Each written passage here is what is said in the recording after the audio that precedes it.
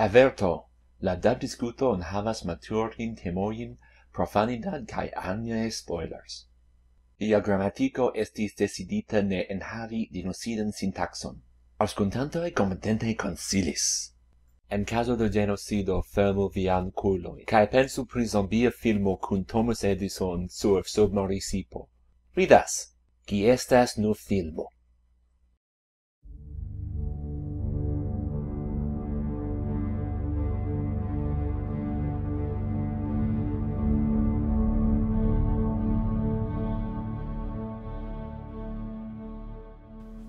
Greetings one and all to the season finale of Dub Talk's Summer at the Movies. All summer long we have been bringing you our thoughts on the English dubs of various anime films. From wolves to witches and even demons, we've had a broad spectrum of films grace our screens. But since this is the finale, how in the world are we planning on finishing it? With a bang. Probably quite literally, in a sense. Today we're going to be discussing our thoughts on Project Itoh's Genocidal Organ, which was released on home video late last year. Now you might be asking yourself, wait, you introduced the movie, but who is even on this episode? Glad you ask. Today we have not one, not two, not three, but 5 hosts joining in on the action. And these 5 are rather familiar with Project Itoh because we've combined 2 groups from last year's Summer at the Movies in order to cover this 3rd film. From the Empire of Corpses episode, my name is Stephanie, and we have Megan and Lack the Watcher. Man, with the amount of time they talk about Budweiser in this movie, you thought they would have at least animated one Clydesdale. We live in a society. That's it. And then from the Harmony episode, we have Amon and Sneebs. Copy, reporting for duty. Well, it's better than Harmony. Yes. I should note, I do like this movie. I'm just bitter I wasn't on the episode where a man fist fights a Frankenstein monster. That's really all I want out of life. I mean... That is a movie that'll take you out of a bad mood. Yep. 100%. Unlike this one. I hope this one makes up for it at least a little bit. Oh, it does. It's much better. Yes. Alright, now if you are not familiar with this film, here's a quick little summary. After a homemade bomb decimates the... Wow, I forgot how to pronounce this city already. Sarajevo? Sarajevo. Stradivarius. Jesus. After a bomb decimates Sarajevo, developed countries rely on advanced surveillance to free them from the threat of terrorism. While the United States enjoys heightened security, the nations it once considered threatening are mysteriously plagued by genocide within their own borders. Strangely, these massacres all link back to one American by the name of John Paul. Special Agent Clavice Shepard is sent to capture the elusive target, but even with combat meds to numb the pain and a life rooted within the bliss of ignorance, nothing can prepare this soldier, or the world, for the truth behind humanity's darkness. As always, we're going to be discussing the film, including the casting and our thoughts and opinions on the performances of the English dub as a whole. It's time to deploy for our mission, ladies and gentlemen, but first... we need to speak to our commanding officers and be briefed on our assignments. So let us start with the ADR director and the scriptwriter, the wonderful folks at the helm. And, I don't know how else to introduce this. Our dad? No. You are my dad. You're my dad. Stop it. Woogie, woogie, woogie. No. Oh, God. Our supreme lord and master? The Generalissimo himself. Jesus Christ.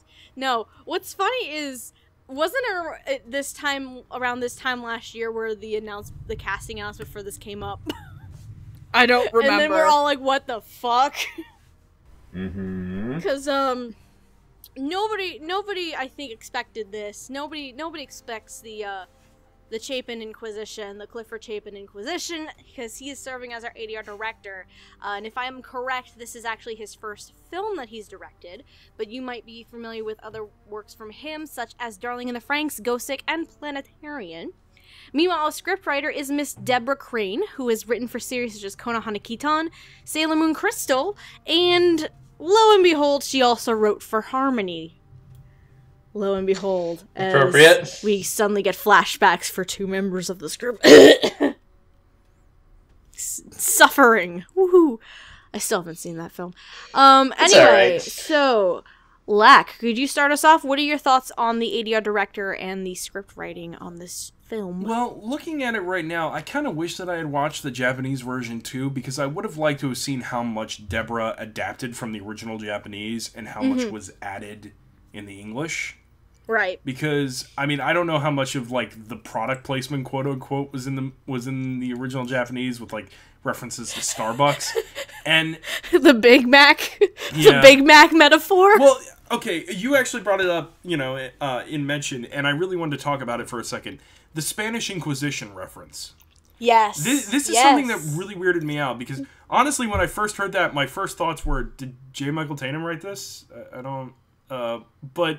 And then, after that, they called back to it later on. So that made me think, wait, was this in the original Japanese? Lo and behold, Megan actually did some research just before we started recording. It's not. What was the answer? It's not. Oh, it's not? I would have It's loved not to have heard broken English. If I'm Broken- right, it's the scene when they break in with the in the Indian government, right? Yeah. Right. I believe so.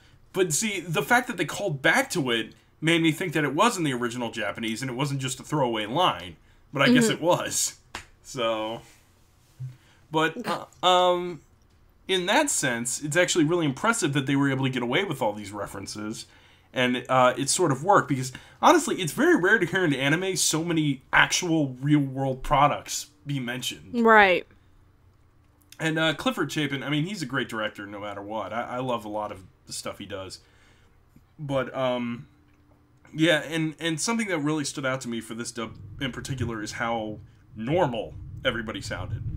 Yeah. And often, I understand in a lot of anime dubbing that sometimes you gotta, like, exaggerate your voice a little bit to fit the character. And that's great. I love that.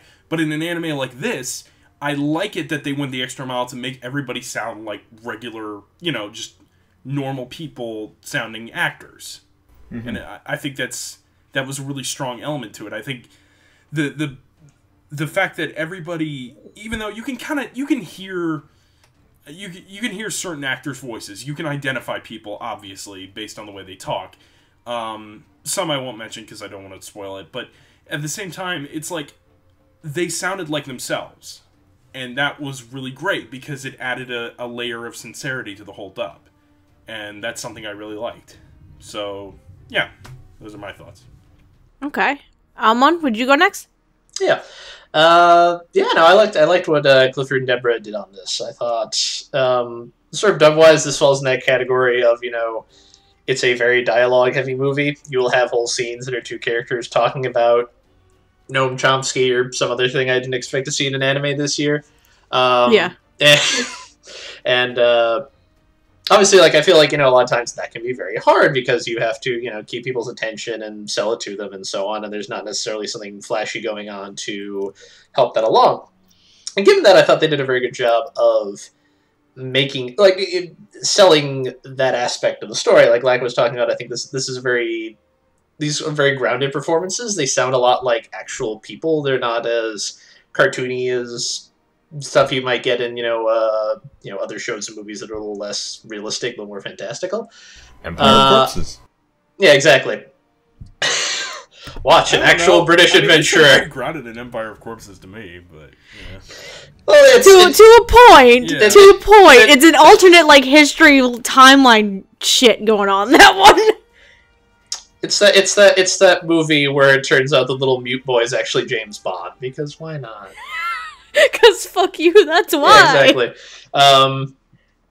But yeah, I appreciate that a lot. This felt like the sort of kind of slow contemplative drama that I often enjoy, but I generally feel like I don't see in anime all that often. And I thought they did a very good job of crafting a dub for it that felt appropriate to that and also was fun to listen to.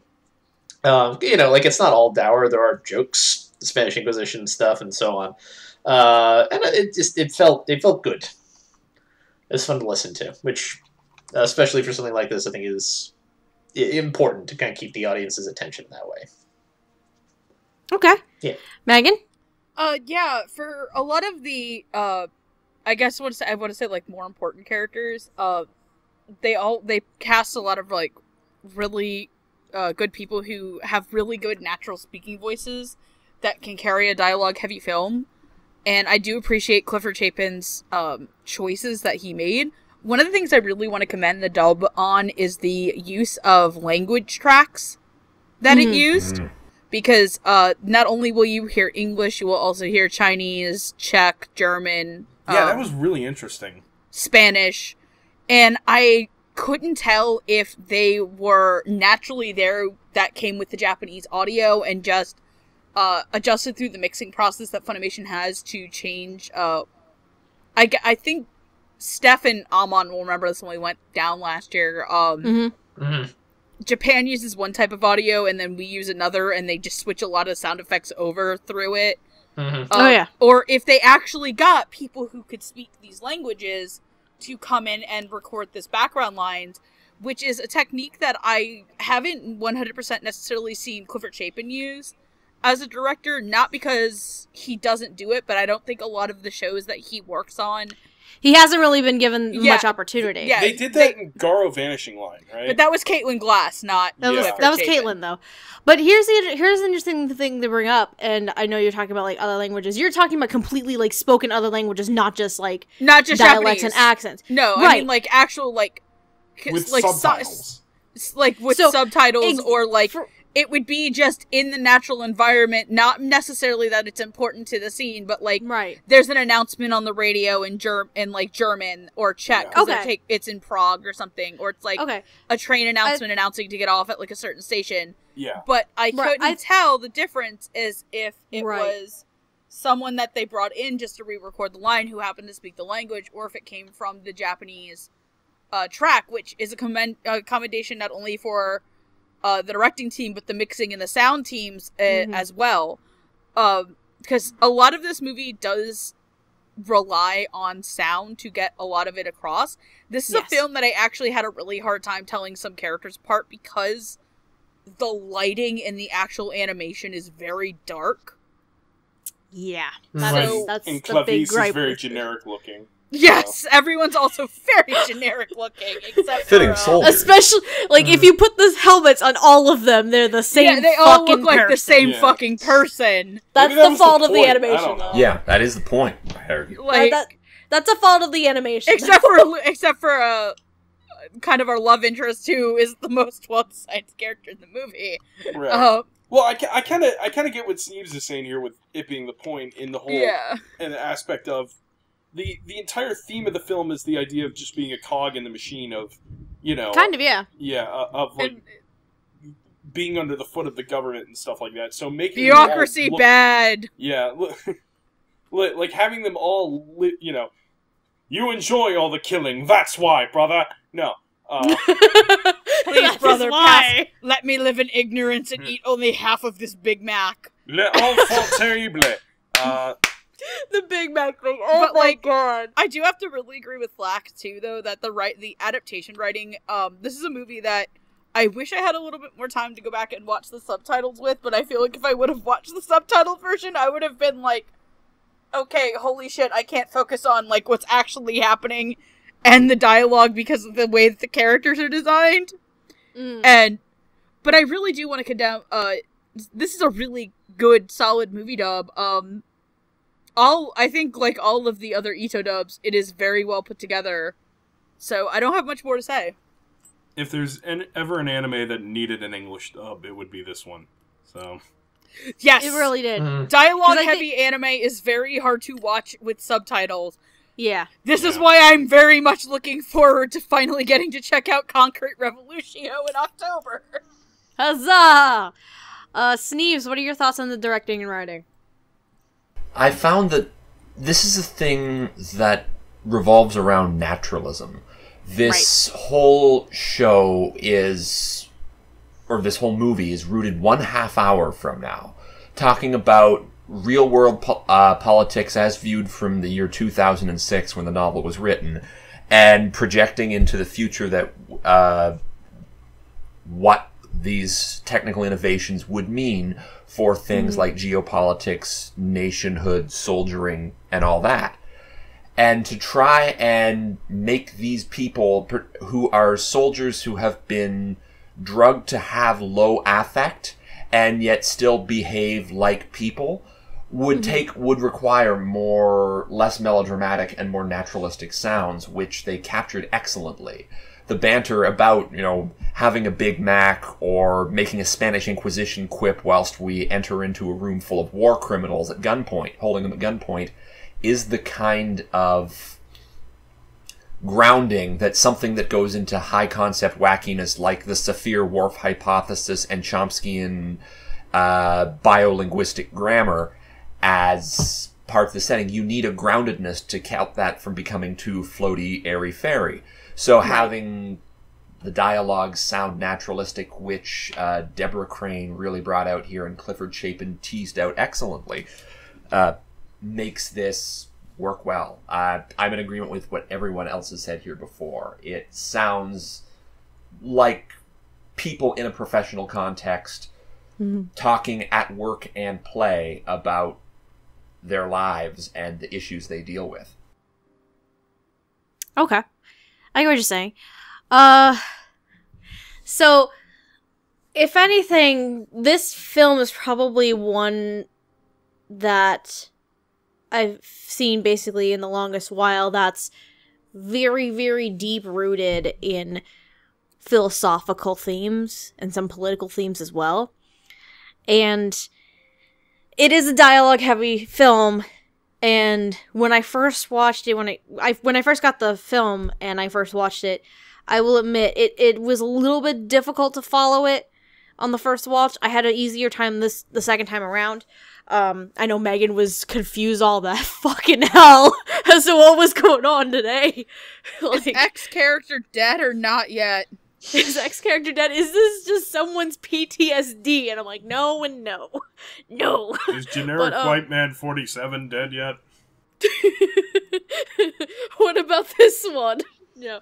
But, considering how complex of a theme this film is, and given the timeline here that this was probably put into production, because we got the announcement of the casting about a year ago from around this point, and if I'm correct, Cliff became a full-time director at Funimation the year prior to that. So, and again, like I was saying before, if I'm also right, this is his first film that he's worked on.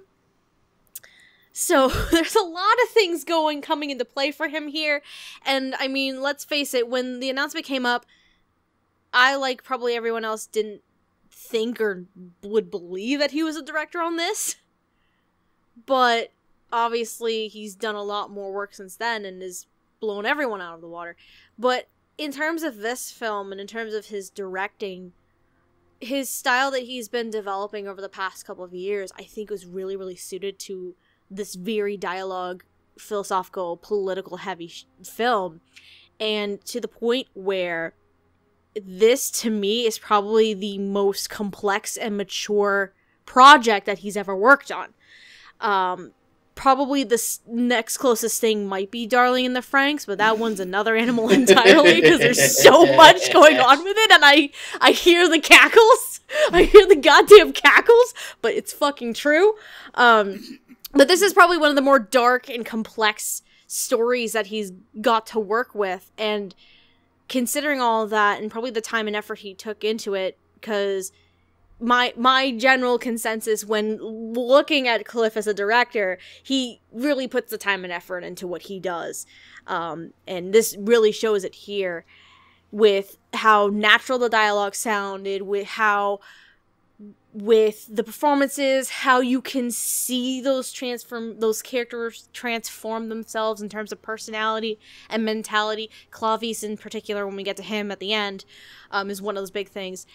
And so the direction, I absolutely love it. It's definitely one of the most mature and dark and complex things I've ever seen Cliff work on, and I enjoy it a lot.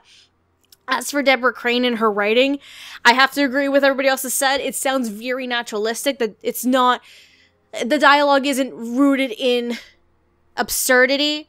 it keeps the philosophical and existential crisis for some of these characters too very, very naturally.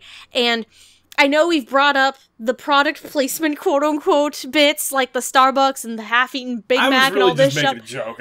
I don't really consider it. No, but here's the other thing though to consider. If I'm correct, and I rewatched this a few hours ago, those lines in particular were all from one character, and that's Williams. And considering Williams' personality, it actually works for his character, all things considered, because Williams he's a tough guy who just wants his sense of normalcy in this world. The big thing with Williams, and we'll get to him a little bit later, is he doesn't want his wife and child to see or know about the shit that's going on in the world. That's why he's doing what he's doing, and particularly in the climax of the film. But using some of those weird jokes and stuff like that, the Spanish Inquisition one mostly comes to mind here. Given William's personality and his behavior, it actually works to his character's benefit. So it didn't actually seem out of place. So I was very surprised when Megan took a quick look to see if that joke was still in there, and it wasn't. So I was like, oh, interesting. So if you didn't watch the Japanese, you wouldn't notice those changes, because since all those small, product placement things in the Spanish Inquisition thing was basically Williams, it actually worked for his character. So those small add-ins or flips around, it actually worked, and I enjoyed it a lot. But overall, direction and writing, very, very solid. And I would love to see Cliff tackle another very, very dark and mature show or film in the near future. That's just me. I know he needs a breather right now because he spent 6 months on Darling in the Franxx. He needs something lighthearted right now, but thankfully he does. But anyway, are we good to move on? I just want to say one more thing. Shout out to the direction of the football game scenes, because the audio to that sounded straight out of a game. That was beautiful. That was beautiful. If only they could have actually just gotten John Madden to do it. He's not a ref. True. He's not even working anymore. He retired. Oh. I don't even think he's in the games anymore. Anyway. Get Ed Hockley. John Madden. 2006 was a hell of a drug. Snacky. Anyway. Alright, are we good to move on to our first set of characters? Yes. Yeah. Thankfully, this is going to be a short episode because we only have 5 sections, and 2 of those sections are pairs of characters. The first pair we're gonna be discussing and playing with here are 2 fellow soldiers that are in Clavius Shepard's unit. One is Alex, the other is Leland. Spoilers, they both die at some point in the film. Horrific depending death, on the time frame, though, one dies sooner than the other. So it's very interesting because Alex's character, he dies within the first 15 minutes, spoilers, but he kind of is this kickstart for this philosophical themes a little bit, because I'm not gonna lie, I love the little monologue, dialogue discussion about how hell is in your mind. Your mind is if you're imagining hell, it's your mind, it's your own head. Fear is the mind killer. Sorry. Exactly. And then Leland, we get in the beginning, but we see him a little bit more later on in a couple later missions where he's... The vibe I got off of Leland is he's more of the typical soldier who will just fight to the bitter end. Spoilers, he also dies. He dies while firing a machine gun with an arm and a leg missing or some shit. Like, he's still going until he bleeds out. It's like, what the fuck? Basically. But anyway, the 2 individuals voicing these characters, as the voice of Leland, we have Mr. Joel McDonald, who has been in series such as The Ancient Magus Bride, Drifters, and the Funimation dub of The Vision of Escaflowne. As for Alex, actually our ADR director comes into play here. Clifford Chapin is voicing Alex. He's been in series such as Attack on Titan, Gangsta, and Psycho-Pass 2. Lack, would you like to get us started on your thoughts on these 2 characters? Sure. Not gonna lie, it's probably gonna be brief. Yeah, because I don't really remember them that much, to be honest. Well, Alex, we only saw in, like, the first 10-15 minutes, and that was it. So I don't blame you on that one. I like both these actors. Clifford Chapin and Joel McDonald, you know. Last thing I remember hearing Joel McDonald in was actually Empire of Corpses. So, Oh, yeah. Wait, who the fuck was Joel McDonald in Empire of Corpses? But I guess this kind of plays into what I was saying earlier in the whole idea of everybody sounds like normal people in this. Right. And that's actually, in this case, more of a benefit than, like, a bad thing for this dub. Because, like, Joel McDonald and Clifford Chapin, like, they... Like, especially in Clifford Chapin's case, we rarely get to see him sound like a normal person. So, like...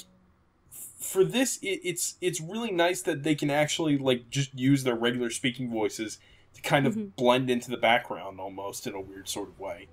And, again, they're soldiers in this, so them being kind of faceless goons, almost, is kind of the point. Right. So, yeah, I mean, I would say that's probably the most I can pretty much say about these characters, but... I would almost say it's a benefit that they didn't stand out in this case. Absolutely, actually. Yeah. Now you say that. It's actually the point of the movie that they kind of blended in with everybody else. Mm-hmm. So, yeah. They didn't like overstay their welcome, I guess is what I'll say. So. Okay. Amon? Yeah, I'm very much in agreement. Like, these are two good performances. Like, at best, at worst, just sort of limited by the fact that, like, Alex isn't in the movie for very long, and I think, like Lack was saying, like, they're kind of designed to be sort of interchangeable dudes with not a lot of personality. You know, like, especially going to the whole conceit of, like, these soldiers having given stuff to, you know, dampen their personality, which is why anytime one of their comrades dies, they seem to cope with it just by, like, going home, watching football, and eating pizza. Yeah. Exactly. It's just didn't we do this when Alex died? Yeah, we did. Didn't we? Did. It's like, yeah, I guess we really enjoy emotionally unhealthy ways of coping with our friend's death. Like, specifically, I think they, like, buy Domino's, which is the worst type of Coke pizza. Pretty much. But I thought these were good performances, though. I thought, like, they were both strong in the way the roles needed to be. It's just they're kind of purposely limited roles. But they're both very good in it, and I can... Shocking, Cliff gave himself the role with the least screen time, so he could focus on directing, I imagine. Smart man. Smart man. Tend to cast himself in his own shows very often, though. Yeah, he doesn't, actually. Even if then, it's the smallest thing. Because, like, what's another one? Allison Zoroku, he had a small role in The Flower Shop. He wasn't in Darling in the Franxx at all, unless he was a background character. Literally, I think the biggest character he's ever been in his own show is Yoon from Yona of the Dawn. Oh, well, you might want to count Garo Crimson Moon, too, because he was one of the many directors on it. The Garo that we don't talk about. No the one. The point has to be made, though, so... Yeah, it's very rare for Cliff to, like, take on a major role in his own directorial Now he's work. gonna watch this and be like, haha, fuck you guys, I'm gonna start casting myself as the lead in all my fucking shows. Yeah, I know. I don't think he's gonna do that. I don't think he's gonna do that, knowing him. Joke. Unless... Well, hold on. To be fair, Legend of the Galactic Heroes is a thing that exists. Fuck you. I forgot about that for a second. Fuck I'm like, you. Wait. Stop making fun of Reinhardt's boyfriend. What do you mean? I like Kirschite as a character. He's actually a pretty good character. Youngwon Lee is best boy in Legend of the Galactic Heroes. Don't at me. Anyway, Megan, what are your thoughts? Well... I was gonna make a really snarky Well put, joke. Megan. Thank you, Bravo! Nod sagely. I would, yes, nod sagely. You can't see it right now, but I'm nodding my head sagely. God damn it. And now I'm doing the what is love headbang. Baby, don't hurt me. Don't hurt me no more. Which is what I think Leland and Alex were actually thinking when they died horrific deaths. Probably. Well, no, Leland was just like, fuck it. And then Alex had some sort of, like, mental breakdown. Yeah, almost. Alex was, like, having a PTSD attack. Yeah. Because that was, like, the reason why he did everything, was he was... a reaction to a drug that was to prevent him from having PTSD gave him PTSD. Yeah, that's at least what it was explained as. John McDonald as Leland, like, honestly, like, it sounded just like a person on the street talking to you that's just like, okay, we've all been to enough conventions in our life, right? Right. Mm-hmm. Go with me. You know how when people are like, hey, I met you at a con before, but you don't remember them? But you just kind of, like, know them as a person? Yeah, I get what you're saying. That's what sure. Leland felt like to me, because, no offense, I could not tell you which one of them was Leland. I actually got him confused with Williams. Oh. Like, face-wise. That's nice. why I texted you that. Okay. And then Clifford Chapin did a good job as Alex, having his little, like, hells in your head, kind of like little... He sounded like the kid of the group, but without sounding like an actual child, because, as we all know, Clifford's little boy voice scares some people. Artie! I really should watch Gangsta again. But that's all I have to say. Good job being soldier guys, dudes. Sneebs? I had forgot these characters were designates at first. They were, as I say, fit into the roles of faceless, interchangeable killing units who exist to enforce their nation-state's will. As I went back and listened to the beginning parts, with the role of Alex, Cliff playing himself in this, I think there's a bit of meta-humor. I think there's always a bit of a joke about kill the director that's always kind of fun. Good job! Oh my god, you're right! Voice actors are like any other actors, and there is a bit of fun in making that person telling you what to do act out a horrible, horrible death. But, by the by, there was a point where you could just hear where the exact point where Alex has truly started to break. It's very subtle, but when you get to it, it's... knowing what happens afterwards and what's going on with his brain chemistry, it's interesting to hear. But as for Leland, Leland was another faceless killing machine who is serving his purpose. And I can't condemn Joel McDonald or Cliff Chapin for doing these roles, but aside from that one little piece that did strike out to me, that's when it all comes tumbling down as a house of cards collapses. They're killing machines, doing killing machine jobs. Okay. I get you. That's all I have to say. While I'm sitting here thinking about what you guys are saying with these two characters, I had a realization. As forgettable as these two characters are, they actually do serve a purpose in the film. And it's kind of to progress Clavis's mindset and to push his development towards the end goal. So, like I was saying before, when I said I actually really enjoyed Alex's description or his thoughts on how hell is your mind. Like, that's an interesting philosophical mindset and kind of existential to a point that Cliff has to portray in that one little set of dialogue, and I thought it was great. As well as yes, it is actually. It's great. And then, like Steve, you were kind of saying, when he just kind of breaks, it's very, very subtle. Like, it's not the corny, like, screaming at the high heavens, like, freaking the fuck out. It's very subtle, eyes going, like, wide, like, what the fuck just happened? And that was also played wonderfully. So, with Alex, he's definitely the start for where Clavis kind of shifts his mindset a little bit. Like, it's kind of like little seeds being planted into his brain. And then when we get to Leland, in particular, later on, with Joel McDonald, like how I was describing him before, like Leland was basically one of your typical soldiers. Doesn't question orders, will fight to the bitter end. And it's the biggest part for him is when Leland dies, after just sitting here still shooting everybody with all missing limbs. He doesn't give a shit, and he's not even feeling pain. Like, over the radio, because Clavius is separated from the unit is pinned down by the enemy, and Clavius radios in, and Leland basically tells him, yeah, I'm missing an arm, but it's okay. And Clavius is like, wait, aren't you in pain? Don't you hurt? I'm like, nah, I don't actually. I really don't.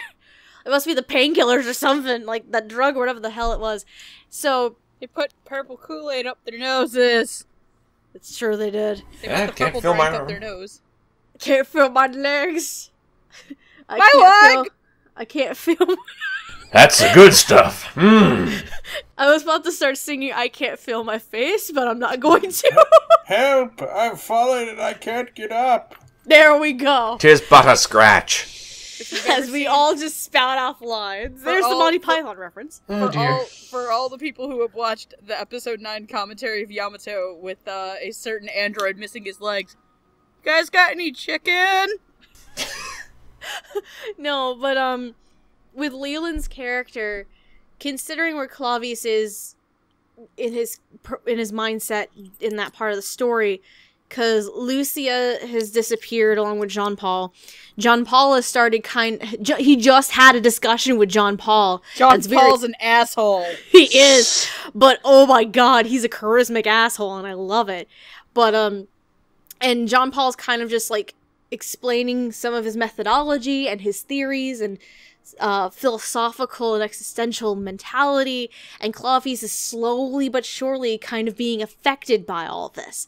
So him coming upon Leland at that point too, I think that's where the gears are really starting to turn a lot more. So as forgettable as these two characters are, they actually, in my opinion, they serve a very, very big purpose in terms of Clavius's progression as a character. So having said that, both of these performances I really enjoyed. Again, in terms of Alex and Cliff, like I said before, loved the whole philosophical bit with hell being your mind and the subtle PTSD flashback situation he had. It was great. Leland, what did I say for Joel? Did I say anything for him? Actually, I don't think I wrote anything down for Joel. But, and as for Joel, like I said, typical soldier following commands, following orders.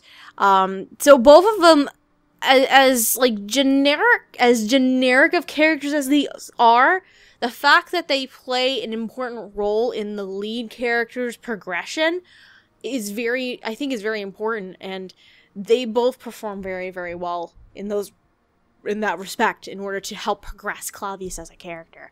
We get to move on. Yes. Yep. Mm-hmm. Okie dokie. We are going to move on to more military folks. Woo! Our second and only other group. So we have Williams, who is a member of Clavius Shepard's unit, and then we have Rockwell, which is their commanding officer.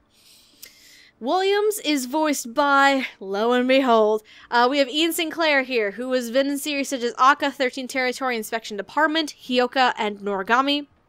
Meanwhile, Rockwell, big commanding guy, you gotta have a commanding voice with this character, right? So we have one Mr. Christopher Sabat, who has been in series such as My Hero Academia, Golden Kamuy, and Kino's Journey, The Beautiful World. Lack, would you like dog. That's a dog! True facts. Chris Sabat can lick his own butthole in that show. I'm not gonna say anything. He didn't, so, Thanks, Megan. You're welcome! Appreciate that visual. I did not need that today. No, I said the dog could lick his own asshole, not Chris Sabat. Well, my brain went elsewhere because of you, so that's thank your you. own fucking fault. These are the jokes, people. When he's able to reach around, he goes, I am here! Oh my god! Fuck. Oh, Remember, god. kids, wash your face before your ass. Come watch me, young Midoriya! You're terrible, Lack. I hope you know that. No, I'm out. keep going. You're done. All right. Lack, what's your opinion on the performances of Ian and Chris Sabat? Well, thankfully, these are played by a couple of my favorite voice actors. I love Ian Sinclair and I love Christopher Sabat to death. For Williams was kind of a standout character because of the fact he was the only one who seemed to be enjoying himself in this movie. And Ian's great smarmy voice was perfect for the character because I would say that Ian had the most distinctive voice out of anyone in this cast. And I think that helped because Williams was probably the most distinctive character, next to probably John Paul. But I think it worked really well because, Ian Sinclair, most of his career, he's been playing smarmy assholes. So it's utilized well for the character of Williams in this. He did have some great dialogue with some of the goofy references he would make, and just the fact that they kept bringing up that he's married and stuff like that. That was pretty fun too. For Rockwell, you can always hear Christopher Sabat when he's talking, no matter what. But the great thing is he was using his regular voice for this, like a lot of the other actors were, and he was playing a character that he fit really well, the commanding, officer. And, he has such a commanding presence as an actor that it's such a perfect fit for him. Rockwell didn't do that much in the movie, honestly. I mean, he just gave his commanding orders, and that was about it. But at the same time, for a character like that, you need someone like Chris Sabat who can really, just command authority. And just, you hear his voice, and something great about Christopher Sabat's voice is the fact that there's age in his voice, and it gives a sense of wisdom to the sound of his voice. And when you have a character like Rockwell, you need a voice actor like that who really has those qualities to his voice. So, yeah. Okay, Amon? Yeah, I think I'm kind of in agreement. Chris Sabat was good as Rockwell. Rockwell doesn't do that much, but as far as if you want to get a big brawny military guy in your dub, Chris Sabat's a very good choice to go with. He can do that and nail it pretty much every time. So I liked him, and I really liked Ian Sinclair as Williams. I think he's at least the most entertaining performance in this dub, probably. I don't think it's a coincidence that he gets a lot of the really jokey lines, like the stuff about the Spanish Inquisition and so on. Right. Ian Sinclair is a very funny actor, and he's good at punching that up, but he's also a good dramatic actor. So, when they get to the end where he's talking about, it's like, yes, I like my life where I can eat half a Big Mac and then throw the rest away, and that's fine. It's kind of like what I was saying before, even if it's weird references and jokey lines, because of the character of Williams, it actually works. Yeah, no, and I think Ian's a part of that. I think he has the chops to not have that careen into being funny when it's trying to be serious. And I think that's a real credit to him as just an actor of being able to balance all that, all while playing a guy who he's a little less flat affect than some of the other characters, but, he's still one of these guys who's just kind of he's a cog, and he fights people, and he doesn't try and think about it too hard, because that might be upsetting. I like these two a lot. They're very good. A+. Megan? now you're doing the thing that Gigi fucking calls me. Only once. I gotta do it once. Sorry. Go ahead. Only Gigi and you guys are allowed to, only you and Gigi are allowed to call me that. So, Megune. I swear, she's like, I got good pulls in love and Udapri. I swear to God, if she got my fucking boy. Anyway, back on track. No, so the last time I heard Christopher Sabat play an army commander, it was really weird. Wait, when was it? I unfortunately had to watch Taboo Tattoo. Oh no! Yeah. Oh no! They also said fuck in that show like they say fucking shit in this movie, so... They did. Yeah, Props on that one. You don't hear anime say motherfucker a lot, so... I was so waiting for it, of all things, in, an episode of Tokyo Ghoul. Well, you were. You know what? I was waiting for it in Re, and they never fucking did it, and I was so mad. It's interesting, because this drips of kind of 90s anime, honestly. Kind of, yeah. Yeah. This feels like a movie that would be made this would be like some like R-rated like hard action drama with like Liam Neeson in the U.S. or some shit. Well, I'm trying to think. Yeah. What was the company that like used to distribute all those really mature anime and would love to promote them as like super mature, like Angel Pop? Manga Entertainment? Yeah, I guess it was Manga Entertainment. Was it Central Park? Was it Central Park Media? Yeah, I guess Central Park kind of did that too. So. So hearing Chris Sabat do the army thing and sound like a normal fucking human was very well appreciated. Even though that was dubbed after they dubbed this movie. But I will agree with everybody that he doesn't get a lot of screen time, so it's actually, it's just like, oh, hey, Chris Sabat's in this fucking movie. But he does a really good job. Ian as Williams, though, brought a lot of what kept me in the movie there. Mm-hmm. Him and the character I believe we're talking about next are kind of like the two reasons I really kind of got like, when they were on screen were like some of the times I was like, okay, I can get into this now. And his final speech in, I don't know what country they were in, I just know it's against Lake Victoria. Like near Lake Victoria, yeah. Tanzania, Yeah. I think. Was it Tanzania? I think Lake Victoria's in Tanzania. Oh, cool. They can get that fucking right, but they can't fucking animate Tampa correctly. Oh god, she has so much problem with that. God, fuck, that's not Tampa! That's We'll not get to that downtown when we Tampa! get to That's South Jean-Paul. Tampa! That's a Nope, completely I different guess we're doing this fucking now. place. We're doing it now. Oh, we're doing it now. Floodgates have Okay. opened. Look what we've done. Okay, I'm sorry, this is gonna bother me if I'm thinking about it. Okay. Welcome to Duck Talk After Hours. Have fun in the editing room floor. I literally work. No, you know what? I'm saving this when we talk about Clovis, because Clovis is the person in the seats.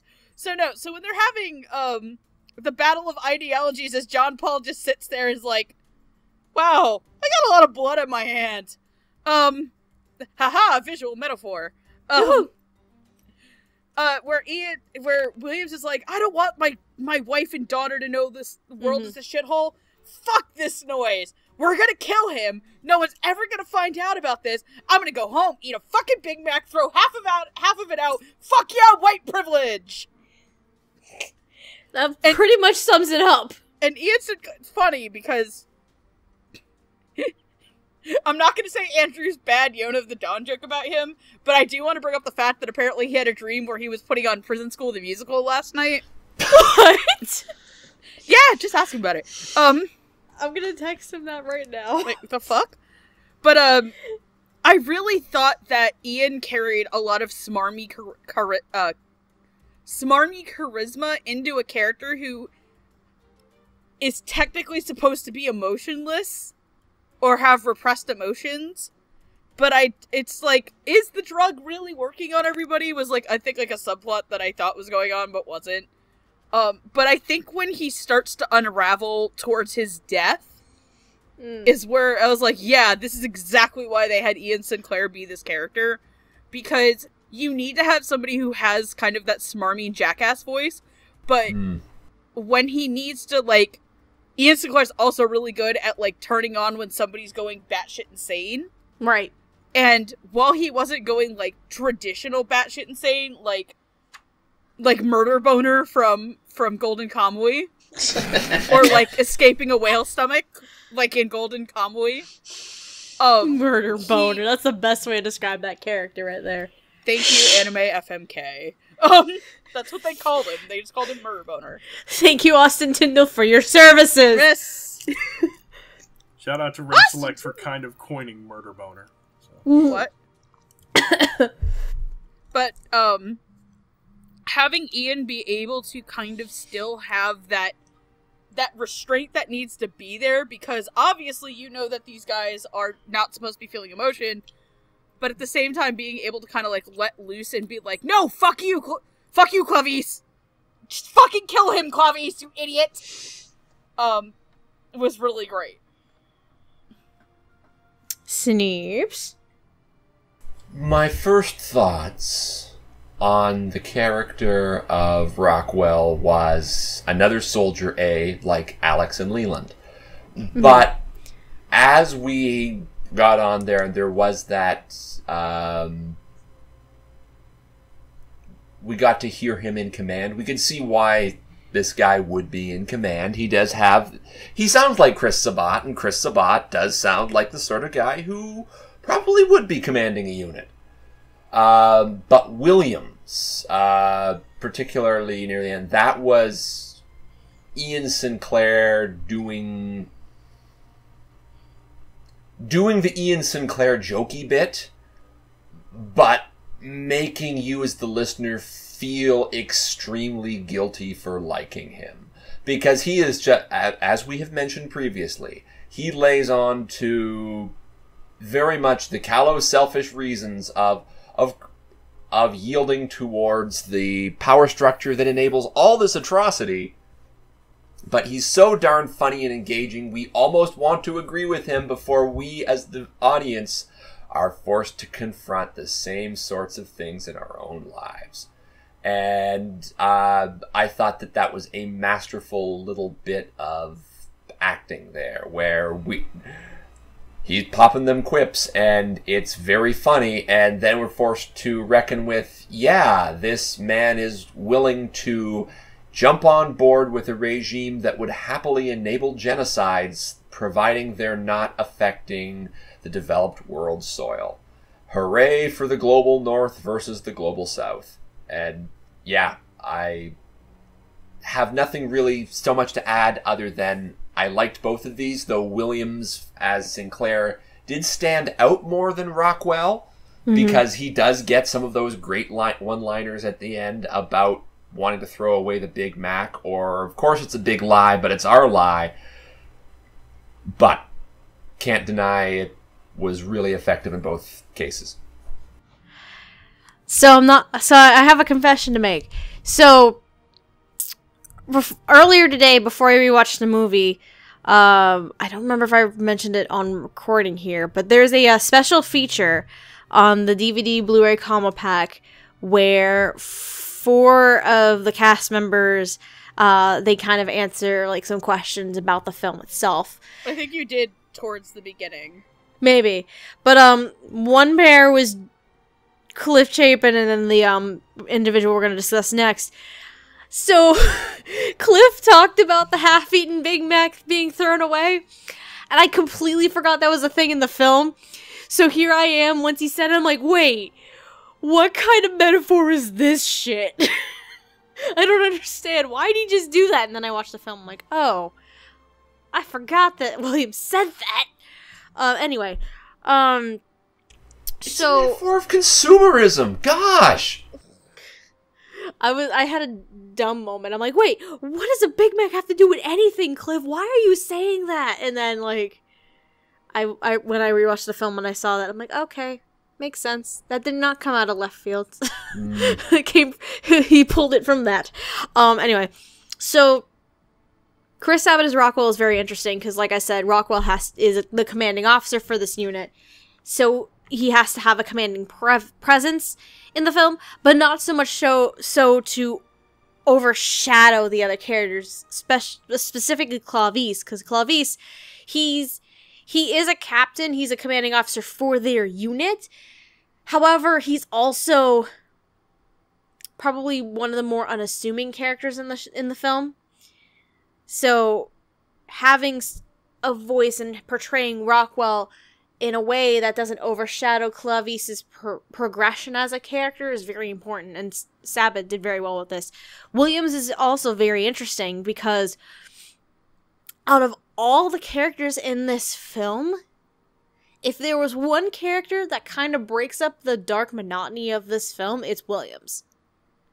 Not just because of his quips and his personality, but Ian Sinclair has a knack for being having the kind of performance that just breaks up that monotony in all things. For example, if we're looking at what's a good example here? If we're looking at Yon of the Dawn, Geisha is the butt of the joke half the fucking time. So that kind of breaks up some of the monotony that Ian has to portray, because Ian as Geisha is a fun time in and of itself. So And then there are other examples, like, what's another good example of Ian breaking up the monotony? Yeah. Not Akka. Not Akka. God, no. Not Akka. No. Noragami sometimes as Daikoku. Yeah, I was thinking that in my Tipton. head. I was thinking that's in my head a little bit, Noragami. Not Carnival, because he's Like, kind of the smarmy. He's kind of the adult in that show. But you kind of see where I'm going with Tatsumi? it. Like, Ian's from I mean, his outfits are atrocious. Maybe. To an extent. I mean, to an extent, if you look maybe. At him, you start But, laughing until you realize what he's doing. True facts. But you kind of see where I'm getting at. Like, a lot of the characters that Ian tends to portray are kind of this breath of fresh air. They break up the mundane monotony of the situation going on. And considering, with Genocidal Organ in particular, considering the very complex philosophical and existential themes in this film, it actually is really nice to have. I know, because, like, Megan, you were saying you got a little bit more invested in the film when you encountered Williams on and off screen. Yeah, like, for some reason, like, it was when he was on screen, like, is when I was most invested. I was like, oh, okay. Yeah, like, despite it being complex, having this complexity and being dark like this, Williams as a character is meant to kind of break the mold a little bit, though his personality is also that similar in terms, if we're comparing him to anyone, to be Leland, where he is like the typical soldier. He'll follow orders through and through, do what he has to do in order to keep his family and his way of life consistent and safe. Like, it's a constant kind of thing. So Ian portraying that is very, very interesting, not only just breaking up the monotony, but I think the strongest point for Williams is the climax of the film, where he's facing off against Clavius and giving that speech about, like, I don't want my family to know about this. I just want to have my Starbucks and my Big Mac and have a good fucking day. Like, it was very, very powerful, and you can tell by that point, because it's a good point for Clavius too as a character, because he's finally broken away from that political mindset of doing what he has to for the sake of his country and for his people, and he's like, this has gone all to shit. What is going on here? Like, he's finally thinking for himself. He's going all the shit, and then Clavius is finally thinking for himself, in a sense. But that's more on Clavius later. But considering how Williams kind of breaks up the monotony in terms of personality, and some of the philosophical themes of the film, I think Ian did a fantastic job on that. Are we ready to move on? Sure. Sir, yes, sir. To our thank you. To our one and only female character of the film that we're going to discuss. We have Lucia. She is the former lover of our antagonist John Paul, who we're going to discuss in a little bit.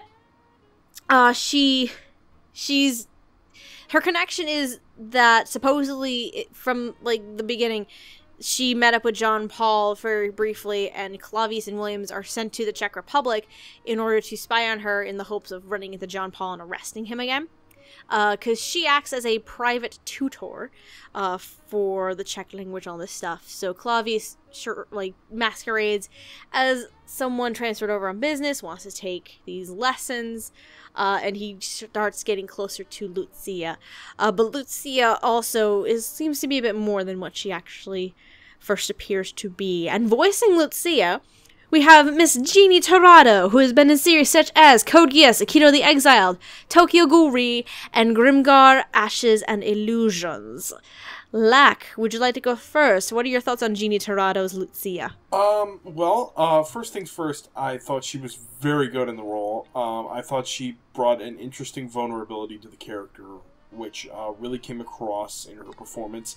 I don't really know Jeannie Torado that well. I don't know how much I've heard of her. But regarding this, I think she did an excellent job. I don't really know Russian dialects that well, so I don't know how accurate to the Russian dialect she actually was, but I bought it, so I guess that's. I think her accent was closer to German. I think Czech is more of a Germanic language than a Russian one. Yeah, they mentioned that. Yeah. Okay, it's I'm sorry. German. I messed up. No, that's cool. Sorry. But yeah. Either way, yes. I do think it was. She did a great job. Lucia is a very complex character. She's probably the most complex character in the movie. Mm-hmm. Due to the fact that she has ties to both the protagonist and the antagonist of the story. Yeah. So I think with Jeannie Tirado, she had a lot to juggle in this, and I think she handled it very, very well. You never really truly know what side Lucia is really on until the very end, at least. And with that, again, it's helped by Tirado's performance and the fact that she is able to sort of like play this mysterious character in a way that you feel comfortable around her, but you also feel as though you're not getting the full picture. Mm-hmm. Anything that kind of stood out for me, I thought the scenes she had with the voice actor for Clavis were very effective. Like in a way, they had very good chemistry, and I think that helped a lot of the scenes because, as we mentioned before, this is a very dialogue-heavy show. Or right. Very dialogue-heavy movie, I mean. And it, and yeah, I think that was something that really needed to be done well, and I think they nailed that. So, yeah, those are my thoughts. Amon? Yeah, I enjoyed Jeannie a lot in this role. Like I agree. I thought her work with the accent was well done. I found it like I don't know what a chick accent sounds like for the most part, but at least like it sounded plausible. It didn't sound goofy, so kudos to that.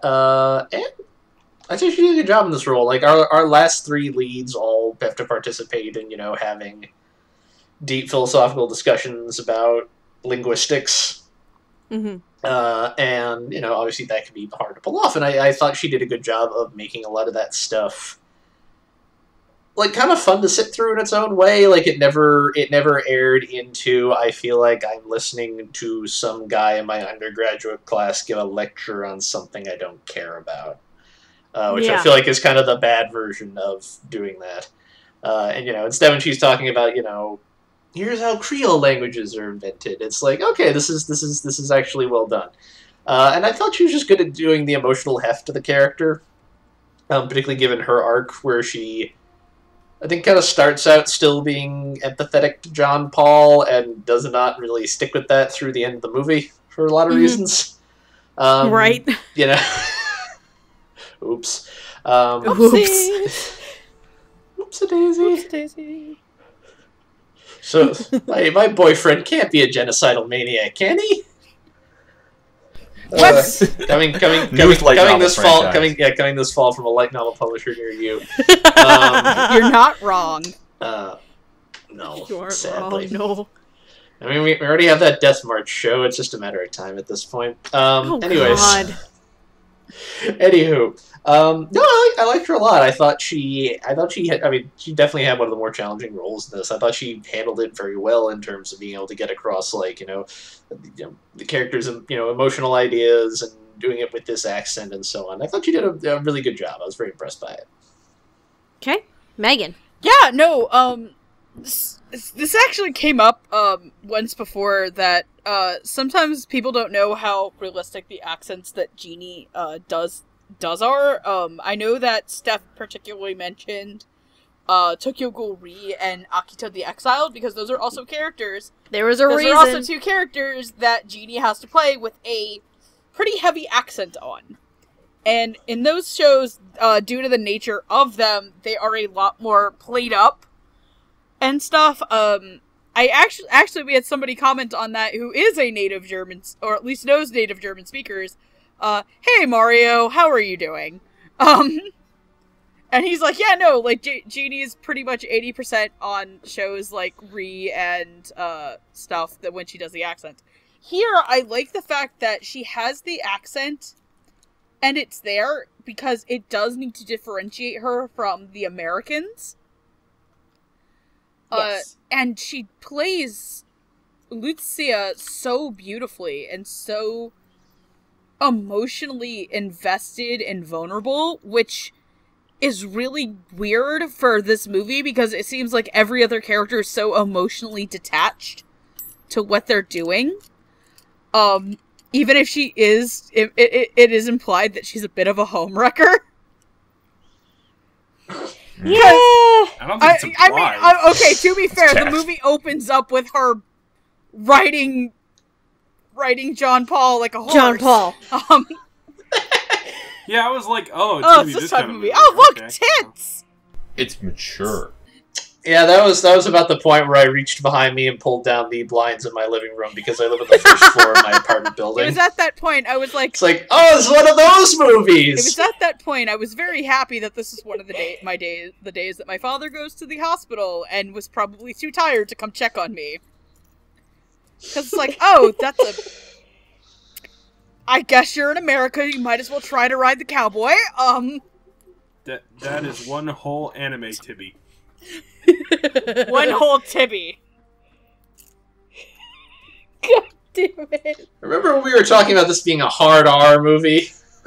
Yeah, there's a reason for that. R. Whoops. I'm sorry, I'm just dying at the word Tibby. And we lost Megan. I'm trying, Mom! Just boobs! Tits, jugs! Sorry. But no, I love when Jeannie Tirado gets to play older and more mature characters. Because it's a rarity that she does do them. Like, I actually think Lucia is the first adult character I've ever heard her play. Because Probably. Kanae is like 8, maybe. Like, Kanae looks like a teenager. Layla was like, what, 16, 17 from Aikido? I think so, yeah. I mean, okay, there's her character in Orange, but a majority of that is her in high school, not as the adult. But True. please cast Jeannie Tirado as more adults. But that being said, I absolutely loved it. It's probably my favorite performance in the film, just because it's what really kept me invested. A lot of her scenes where, like, they're just talking about Kafka. And, Yeah. and part of my brain just immediately looked over to my Tokyo Ghoul set and was like, not today. Not today, old friend, not today. Nice. But yeah, no, I think I'm good. Sneebs?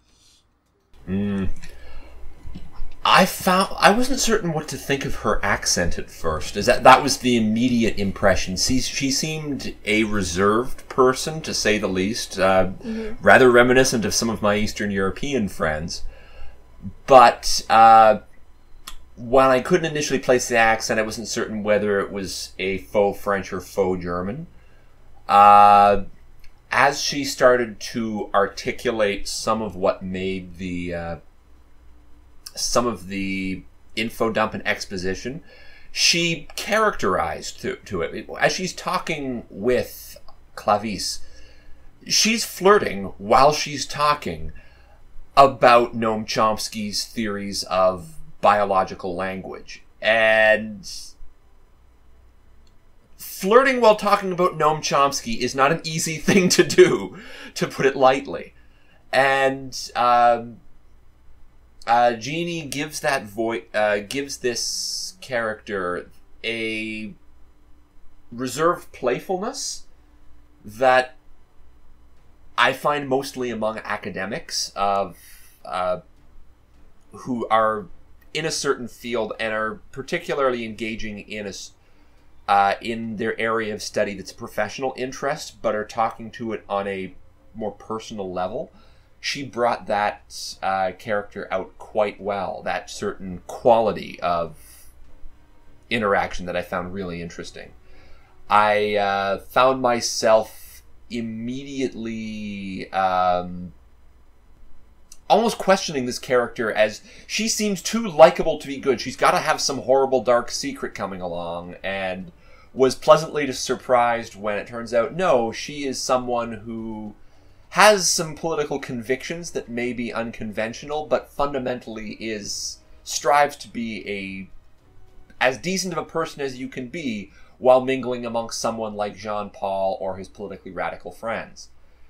And, I found that while she does take on the role, unfortunately, of the woman in a Nolan movie, in that she is the sole female character, and as such has to sort of have this emotional vulnerability that characters in this type of action movie often tend to be, as an outlet for the male protagonist to comfortably express his feelings.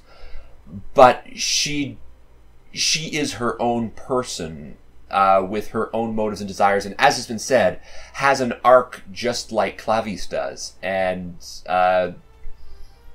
brings to that character a very rich complexity that I was very grateful to have. That a film like this can easily turn into something like Harmony, where it is talking heads talking about being talking heads, and any emotion they express is so ham-fisted or on the nose that it doesn't have that kind of ability to connect. And I found myself really invested in her story arc by the end of it. Okay. Possibly even more so than Clavice. But that's just my opinion. I mean, I can kind of agree with that, actually, because I know I said Williams basically kind of breaks up the monotony for the film. Lucia is also a breath of fresh air in this dark, complex story. And Jeannie, I think, portrays that fantastically. First of all, Jeannie, the master of accents, is back at it again. It's funny since we recently talked about Tokyo Ghoul Re, too. And the fact that she was going German accent on that one too. It's kind of hilarious and fun. A lot of fun. Lucia is a very interesting character, not just because she is this breath of fresh air, but because of the role that she plays in the progression of Clavice's character. Because if anything, she's there in a sense to, what's the best way to put it? I feel like she's there to kind of broaden Clavice's worldview a little bit. Mm-hmm. And instead of being closed-minded and just sticking to orders and following the rules and all that stuff, she kind of hit her along with John Paul when we talk about him in a minute. Those two characters in particular are very heavy influences on Clavice's mindset and his development as a character in the film. And for Jeannie to portray that, because Lucia, she's not only a very intelligent woman, she's also very strong in her own right, and she has such a brave heart, because by the end of the film, she has decided she wants to have peace in the world. And if that means turning in Jean Paul so the world knows exactly what's going on, she's willing to do it. Like, despite the relationship she had before with him. And you can also kind of tell a little bit here and there that Lucia and Clavice in particular, they start developing some sort of feelings for each other. They're never acted upon, and I'm very sad that they were never acted upon, because that would have been adorable as all hell. But you can tell that there was something there, and you can tell that Lucia very heavily influenced Clavice, because when she disappears, he is so desperate to find her again. Like, he wants to find her, to save her, and just make sure she's okay. And when the two of them are reunited, by that point, Clavice has gone through this mental progression, and it's very, very, it's a kind of a sad moment, because it's one of the few times where you actually see Clavice smile a real smile, not actually fake one. You know what I mean? And then boom, headshot. Yeah. Unfortunately, Lucia dies in the end, so that sucked. But you guys kind of see where I'm going with this, right? Lucia, because she's a very influential character in Clavice's mindset and his development. So Genie, I think, portrays that very, very wonderfully, not only as a breath of fresh air, but to really help be one of those catalysts to develop Clavius's character, in a sense. If that makes sense to anyone. Mm-hmm. Do you think we're good to move on? We got 2 left. Who's ready to talk about our motherfucking antagonist of the film? This motherfucker. Like cowboy. The antagonist? You mean the geopolitical order? Let's talk about John Paul. John Paul is our main antagonist of the film. John Paul. He studied linguistics in college, and he used to work for the Department of Defense in America. However, he decided to up and bail because he basically learned that using language and grammar, he's able to convince people to start genocides. That's basically what this film comes down to, is a man's words starting genocide. Isn't that how all wars start? Charisma is a thing that exists. But who in the world is going to be playing this charismatic motherfucker? Oh boy, we have one Mr. Rico Fajardo coming in here, who's been in series such as Assassination Classroom, various characters of the Garo franchise, but particularly Leon Luis from Garo the Animation, as well as in Star Blazers, Battleship Yamato 2199. Lack, can you start us off? What are your thoughts on Rico Fajardo as our antagonist? Yeah, so John Paul George Ringo. Yes, something that stood out for me for Rico Fajardo's performance is some of the best villains in film and in television, in my opinion, are the ones who don't act like traditional villains. Yes. And I think John Paul is another one of those. I mean, I just got done marathoning Breaking Bad, so, Walter White, that kind of thing. And it's... Rico Fajardo has a very, gentle voice, not a very threatening voice. Right. And for a villain like John Paul, I think that fits extremely well. Mm-hmm. And Rico Fajardo also had a lot of charisma with the character as well. I think, and for a villain like this, you really need that charisma because you need to, you need to, be able to sell the idea that this guy is totally believing in what he believes. And he's not, wavering from it at all. And we find out that, John Paul, while he's not a great guy, he wasn't going to do what they thought he was going to do. So, he didn't turn out to be as bad as they thought. But at the same time, it's he worked really well as the villain in the way that even without, an army behind... Well, I mean, he had the mercenaries. But... Even without needing subordinates, he was still able to carry a room. He was still able to show how powerful he was. I don't know how much else I really have to say. Because he only really shows up in the for a little bit in each part that he's in. So right. But, he was very memorable for the small bits that he was in. And that seems to be a theme in Itoh's works, where the villains only really show up in small bits. Because it was kind of the same thing with the One in Empire of Corpses. Kind of, yeah. Yeah. But yeah, that's pretty much what I have to say. So. Amon, what do you think of Rico as John Paul? I'm in agreement. I thought he was very good in this role. I thought he had to walk this line where you're clearly supposed to find John Paul charismatic and interesting, but I don't think the movie necessarily wants you to, agree with him, per se. It's not that clear-cut a movie. And I thought he did a good job of selling that, where he's, attractive, but there's still that underlying menace to him. You never forget what exactly he's talking about.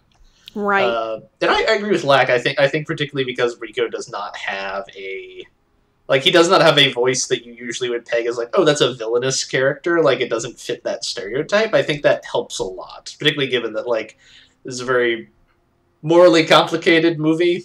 So having your lead villain sound like somebody who you might, if he comes to you at the right point in your life, you might, like, find what he's saying interesting and compelling, and you might throw in with him. Even though what he's doing has very, very serious consequences for other people. And also, again, like, he's one of these characters who has to, like, have a lot of heavy dialogue, and I also think he does that very, very commendably. Like, he's also good at taking all this, fancy pants philosophical stuff that I usually only barely understand at the best of times, and present it in a way where it is not boring, and I don't feel like I'm being lectured by somebody. It feels like actual dialogue. So props to him for that. Megan. Yeah, this is really weird that Rico is speaking in a natural voice and he's just this very quiet character and very introspective. Because Rico Fajardo also plays a lot of spaz. Yeah, it's true. And he's also a little bit of one in real life. I've watched the Golden Armor Shot video where he almost set his own esophagus on fire. Oh no! Rico. Did he really? The best part of that video is great because there's just Rico being, like, unable to, like, get one of the long nosy lighters to work, and Justin Briner's just in the back with the most concerned look on his face. So this was very, very strange that Rico Fajardo, of all people, is this very quiet yet punchable villain. He's very punchable. I am very excited to watch him get drunk and free. Oh boy. His character gets drunk and has to be taken home by Vic Mignogna, so it's going to be a very fun time. Sweet. But no, I think to me the scene that really actually stands out for Jean-Paul is not the end scene between him, Lucia, and Clavice in the world's weirdest setup to a three-way. Okay. Of course you equated to that. Someone's gotta lighten the mood. But it's when he's... I still can't believe this is a thing in this movie. Is that to transport their war prisoners back, is they put them in, like, sci-fi, like, escape pods? Yes. Meat coffins. With, like, they don't even handcuff them, they zip tie them. They use the most low-budget motherfucking shit. And then they put them in, like, sarcophagi. Sci-fi sarcophagi. And he's like, how about you, help your friends out? And I'm just doing things, and wouldn't you want to do it? And Clavice is just sitting there like, no! And then, when he dies at the very end, because essentially, I guess, he either, like, I don't know if this guy's got, like, some magical, like, trigger word to make people do things, or if he just took Clavice's gun and shot himself. No, I think, from my understanding of it, because by that point, Clavice, his whole mindset has changed on, like, what's going on in the world, and John Paul's mindset at that point is like, I can't do this anymore, because they know who I am, they know what I'm capable of. There has to be someone else who's able to, like, really get in there and do that. Hey, Clavice, how about you? How about you? And I think Clavice, I'm pretty sure Clavice is the one who shoots him. Because Clavice just goes with it. But yeah, no, Rico was great, and I liked getting to hear him use his, like, natural voice, but just at, like, this very, like, I don't know if there's, like, a Western, like, movie equivalent to this, because this is kind of, like, the most... I think this is the Project Itoh movie that you could easily show people who aren't into anime. Yeah. But I don't really know what to say, so Sneebs, take it away. The character of John Paul, first off, the jokes about existentialism earlier really bring a smile to my face. both Pope Jean-Paul II and Jean-Paul Sartre were, I thought, either they're doing the ironic thing... That's right, Jean-Paul! Or they're doing the make sense. existentialist thing. Jean-Paul Sartre is very, very interesting as someone who studied theater. He's also someone who has some interesting views on the nature of death, which makes a perfect reference here. With this character, both with the character design and the way he was voiced, I was reminded of Alex Organ's take on Shogo Makishima. Okay. Someone soft-spoken, incredibly intelligent, and who is incredibly dangerous to be in a room with simply because he can say the right thing. Quite literally in the case of Jean-Paul here. And given that type of role in the story, you would want someone who doesn't sound like a mustache-twirling villain. Someone who is subtle and soft and erudite and is so very dangerous because the way in which they strike is going to be infinitely more subtle than a knife between the ribs. And in the role that we get here with Ricardo, we get that sort of... I don't want to say Lecter-esque psychopath, because there is that archetype is done... Hannibal Lecter is so bombastic and overblown... You can taste the scenery as it's being chewed up here. I feel like, if anything, the best way to describe John Paul is he's more of a, like, subtle intellectual villain with that oozes charisma. Yeah. He does have that charisma and that intelligence and a wherewithal that comes with the sort of quiet confidence of someone who knows exactly how politically valuable he is, and so can get away with a lot because no one would dare shoot him because of the value he can bring towards any nation state who happens to have that. The man can literally make genocide happen with a speech or two. He understands the deep structures of language in the brain and has an intimate understanding of this fictional universe's evolutionary role of genocide. And the very title of the movie, the Genocidal Organ, is something that he has mastery over. And this is someone who, as Megan had mentioned, about being on that, in the dropship that's taking off the war criminals, when you have Clavice confronting him, it is such a tense scene where Clavice is away from his fellow soldiers. He's alone in the room with this guy, and Clavice has a gun. Jean-Paul can speak, and it is very clear that Jean-Paul knows so much about what is going on here. He understands the nature of the mission. He understands the nature of the people who are executing the mission. He understands that the soldier he is speaking to right now, A, is canny enough to figure out what's going on, and B, has the exact same type of neurochemical mind whammy going on that operates on the same principles that Jean-Paul has used to instill war crimes in and destabilize nation states the world over. It's a scene that has to be handled very delicately.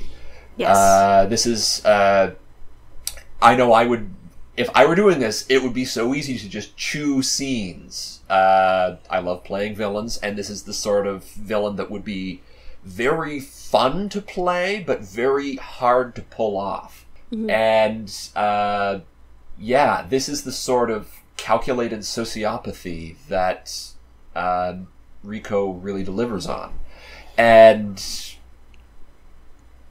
Clavice is the person, Jean-Paul is the person who is driving this movie in so many ways, and to make this not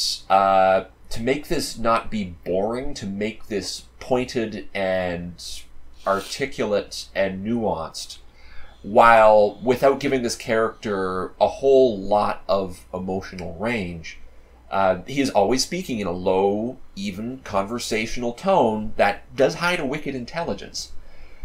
It's something that takes a real directorial care, and you can see Cliff Chapin's. Yep. There must have been a dozen takes here to make this ring with the type of unctuous intelligence that. Yeah, unctuous intelligence. That is this character in a nutshell. Scary as hell, and any guy who can go on and deliver lines like the very organs of genocide in our brains are part of Yep. it. Yeah. Good job, Rico Ferrato. You managed to land this, and I would argue Jeannie Torrado also. It's a toss between this or Jeannie Torrado as best performance in the film. So Okay. Interesting. in my not so humble opinion. I like how you brought up actually a couple of fun, interesting things for me.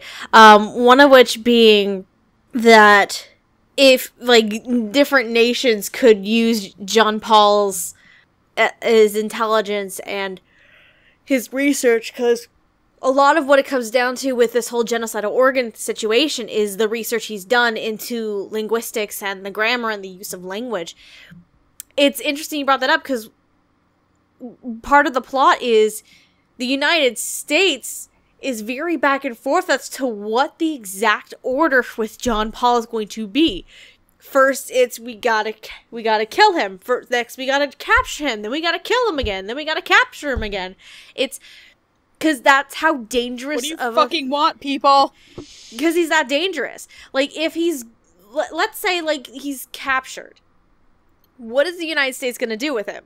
Are they going to actually like prosecute him for all these genocides, or are they actually going to use him to If create you paid these attention genocides? to the You know what I 20th mean? century, you might know the answer to that question. It's very interesting. And then the connection I didn't even think of before, and you brought it up, Jean-Paul Sartre, who is a philosopher from, I believe, like what, World War I, World War II era? World War II. And his major philosophical theory is about existentialism. And once you started talking about Jean-Paul Sartre, my brain was, the gears were turning in my brain.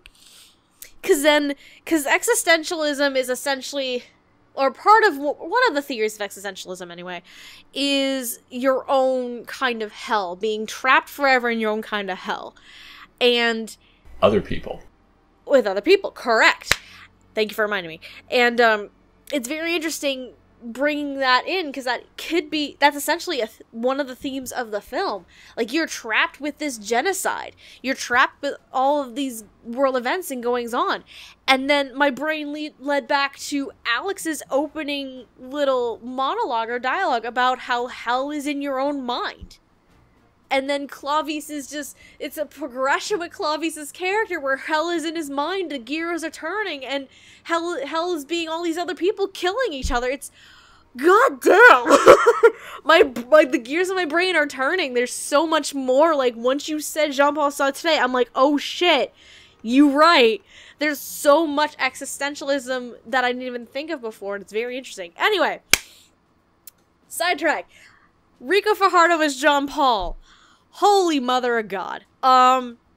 It's very interesting, and I have to kind of agree with Megan with some points where, because when I first watched the film, because I completely forgot what the cast list was, minus Clavius being Clavius, who we'll get to, and I forgot that Rico was this character, and when I first heard it, I was like, wait, I don't quite get this choice. It doesn't quite fit. Rewatching the film today, for me, I fully understand. Because John Paul is an intellectual. He's not the mustache-twirling villain like Sneebs was mentioning. He's very rooted in his intelligence, and his charisma is just... There's such charisma in this character that he's able to manipulate people into doing what he wants. based on the research he'd done into linguistics and logistics and stuff like that. And I completely, on the second watch through, I completely understand why Rico is in this role. Because Rico made John Paul into a very soft-spoken, intellectual man and has so much charisma about him that I'm just sitting here and I'm watching Rico voice this character. I can't look away. You've captured my attention every time you are on screen. And my favorite interactions in any part of the movie are the ones that involve John Paul and Clavice. Like, those interactions, and the amount of times that this interaction has been brought up, the scene where they're on the airship, they're in these pods, Clavice is talking to John Paul about all this different stuff, and then even then, before that, the first time Clavice actually meets John Paul face to face is also a very interesting and intriguing scene as well, because that's where you kind of start seeing those seeds of linguistics kind of be thrown in there, and this charisma starts coming through. So it's Jean Paul is a very complex amalgamation of a character, and Rico, I think, just plays that fantastically, and I think it's also one of my favorite performances of the film, honestly. Outside of our next character, our final character, if we're ready to go into that. Yes. Yes. Alright. Mission confirmed. Commence. So, our final character of the evening, our main character of this film, we have Captain Clavice Shepard, who is in charge of this special operations unit for the United States, and him and his unit are tasked to bring down our antagonist John Paul and figure out and stop all these rampant genocides from happening. But over the course of the film, John Paul starts to question the decisions that not only he is making, but his country as well. So the individual voicing this character, we have Josh Greeley, who has been in series such as The Ancient Magus Bride, Drifters, and Psychopaths. Lack, would you like to get us started on your thoughts on Josh Greeley? Yes, Josh Greeley as Clavice. Josh Greeley is a top-notch actor. He's often really good at playing these really dramatic roles, especially when he's in the forefront. He actually plays the leading man quite a bit, which is really interesting. Mm-hmm. I gotta be honest, Clavice didn't stand out as much as some of the other characters for me, but I think, again, that's kind of the point, is the fact that he is kind of a blank slate, and he's got a bunch of things that are going on around him. But for picking Josh Greeley as the voice, I think it was an excellent choice. Josh Greeley has a very strong voice. He has a very he has a unique voice, which I think is good for a character like this.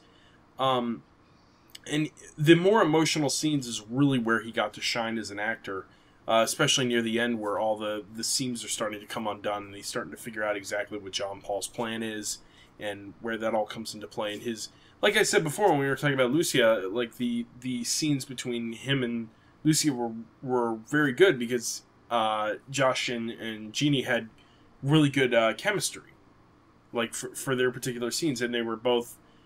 And Josh Greeley is a very intellectual guy, so him just reading off all this, intellectual stuff, this historical stuff, and the like, he was very good at that. It felt like he was right in his element, which I think was a really strong part of his performance.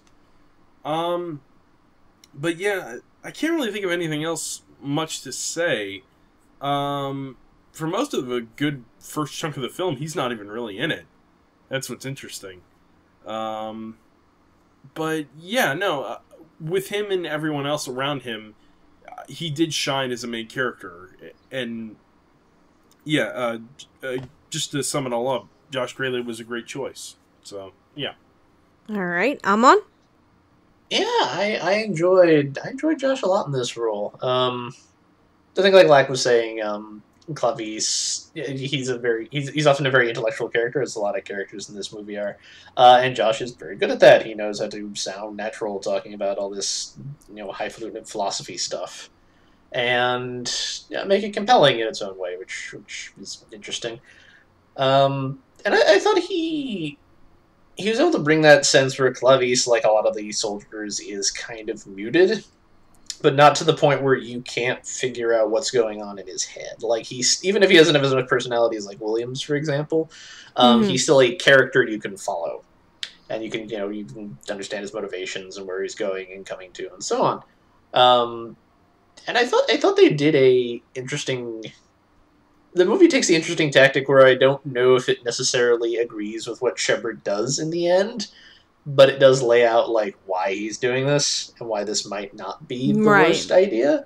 And I thought Josh did a good job of selling that aspect of it, of making this seem, like, logical in a technical sense, if not necessarily right.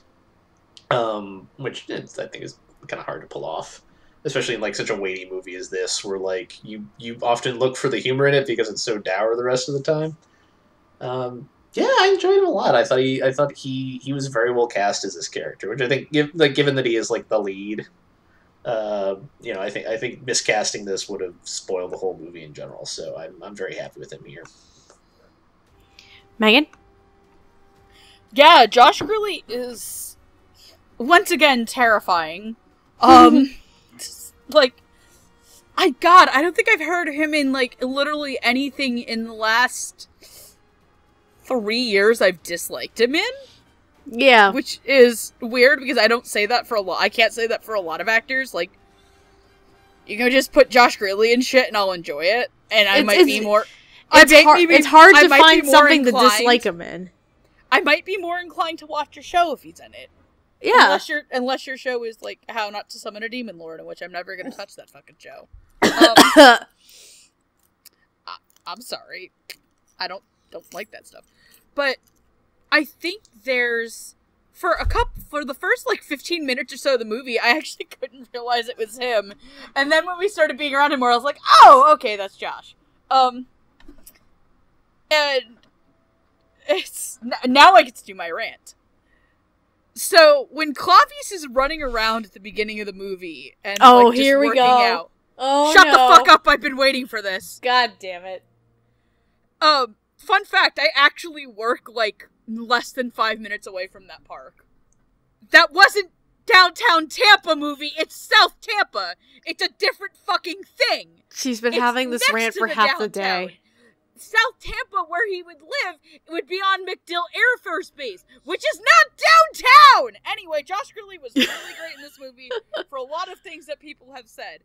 I think that he gets a lot of, I like how he's able to get, like, a fake personality down on top of Clavice's already existing personality for when he's flirting with Lucia. And I just genuinely just enjoy it's really hard because I can't stop I've, like, said so many different things about Josh Grilley over the course of this podcast. I feel like I'm repeating myself.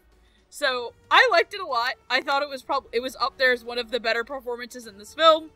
It got across a lot of things. I think he got a lot of emotionality into it that wasn't over the top, and it was stunted just enough that you would believe this is a man breaking his programming. With that being said, I'm going to pass it over to Sneebs. Yeah, this character is, he starts out very numb and slowly starts to crack as he comes to understand exactly the nature of his purpose in life. This struck, he very much, the character of Clavice is very much a Project Itoh sort of protagonist. This is the kind of guy who is an English major who read up a hell of a lot of Kafka and also is working as an armed forces black ops super soldier. How do you think us in, like, humanities and lit major gonna pay off our student loans? Boom! True facts. Shoot to kill, damn. I say that as a person with a humanities degree. Well done. Okay, well, yeah. He doesn't know where to go from there. Okay, that actually makes the horror is real. There is no reality, only madness. Yeah, you can see the numbness that he brings to the performance between going on a mission and going into a war zone, going past acts of genocide, and quipping back and forth with his teammates about the nature of hell and what's going on when we get back home. Cutting away to him drinking beer and eating pizza while watching football with his friend, and slowly seeing him develop, gain an interest in the mission, and we realize that there's more going on, and start to develop the relationship with Lucia. I didn't quite buy that he and Lucia had chemistry together, but I could sort of see at least a one-sided infatuation starting to rise just from some subtleties in the vocal performance, and that aforementioned flirtation with Lucia about, again, if you can flirt about Kafka and Noam Chomsky, and make that sound like there's something going on, that's a very difficult task to do, and Josh Grell gives it his all in that one. I mentioned before I wasn't fully on board with this character as, I guess more than anything, I've seen this arc before of the soldier coming to realize he is part of the evil that is the machine, but Josh does do his best with that, and while this is much more of a movie of ideas than characterization, he tries his damnedest, and by the time we do get to the end and the horrible realization that, yes, within every human being there is a deep biological structure in the brain that can enable genocide, an understanding of this is possible, and that the nature of the military-industrial complex... Sorry? It's true. She said it also enables us to love.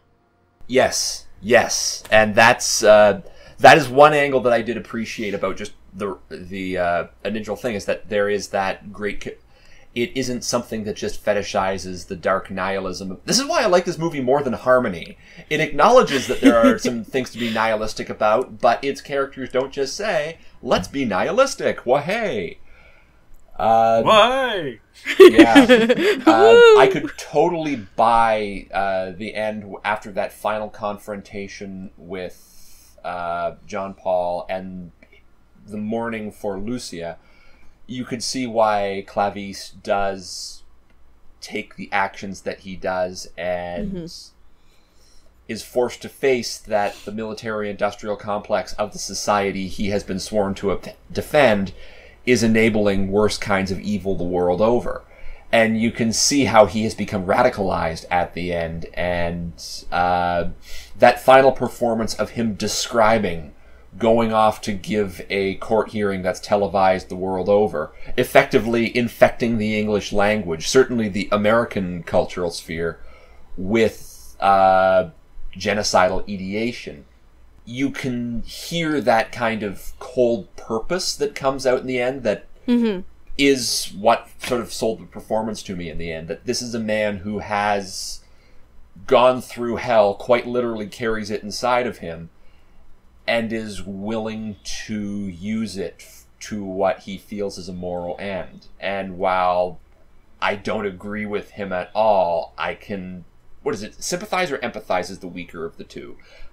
I can understand why this person ends up making these actions. Yeah, I can empathize with why he does this, even though I still think it's a morally disgusting thing to do. Yeah, Josh, congratulations. You made me feel some caring towards a person who is using rhetoric to enable genocide. Congratulations. I mean... It's as they say, hell is other people. Well, hell is also in your head. You won't have to worry about that problem for much longer. By the time the credits roll. Existentialism, boys and girls! It's a hell of a thing.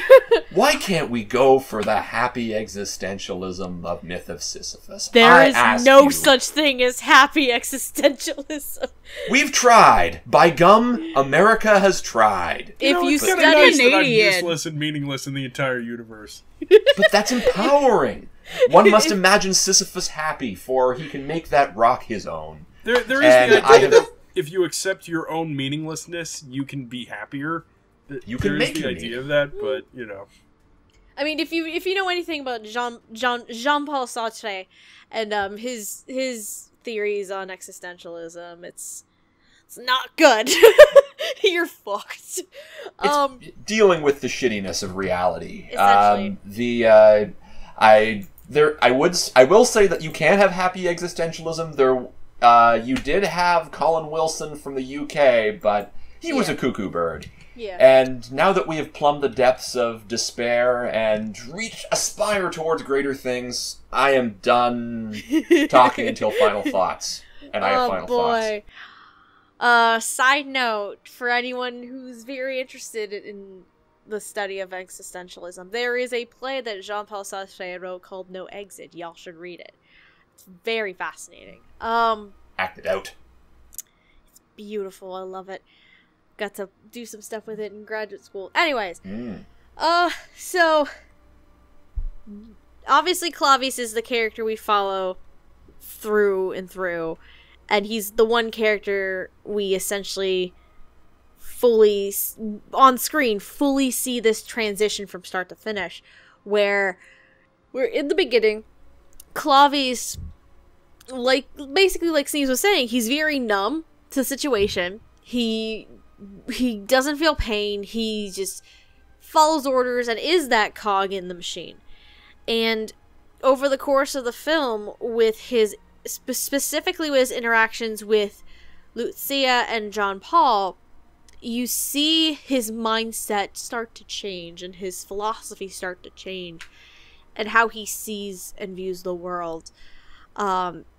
It's very interesting. And a very interesting scene too is his therapy session with that therapist before therapist Sonny Strait before they go on that mission to essentially kill a bunch of child soldiers in order to find John Paul.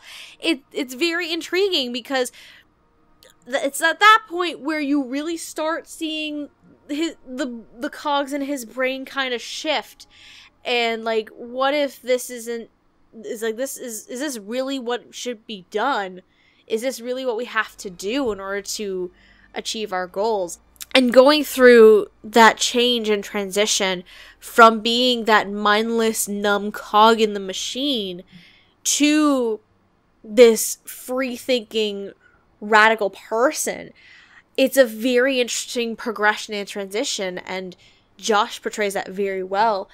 And like I was saying earlier when we were talking about Alex and Leland, when I was saying those two are very important characters, there's a stark difference with how Clavius reacts to both of these characters. When Alex shoots and kills their target, and he starts going into PTSD mode, Clavius has no qualms about shooting him, and he does. Shoots him, kills him, done.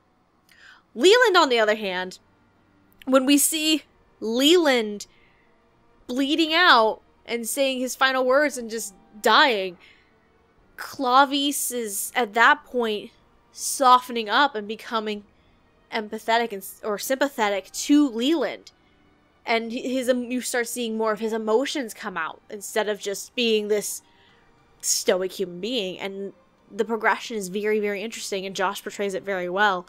And this is a very, very strong performance to me, and if it wasn't for the 9 other fucking actors that I wrote down, I will admit Josh Greeley was actually one of my contenders for my Best Actor award for drama last year for the Dubbies, because this was such a very strong and powerful role, and at how complex of a character Clavius is, how his philosophy changes, his morality and his thinking changes.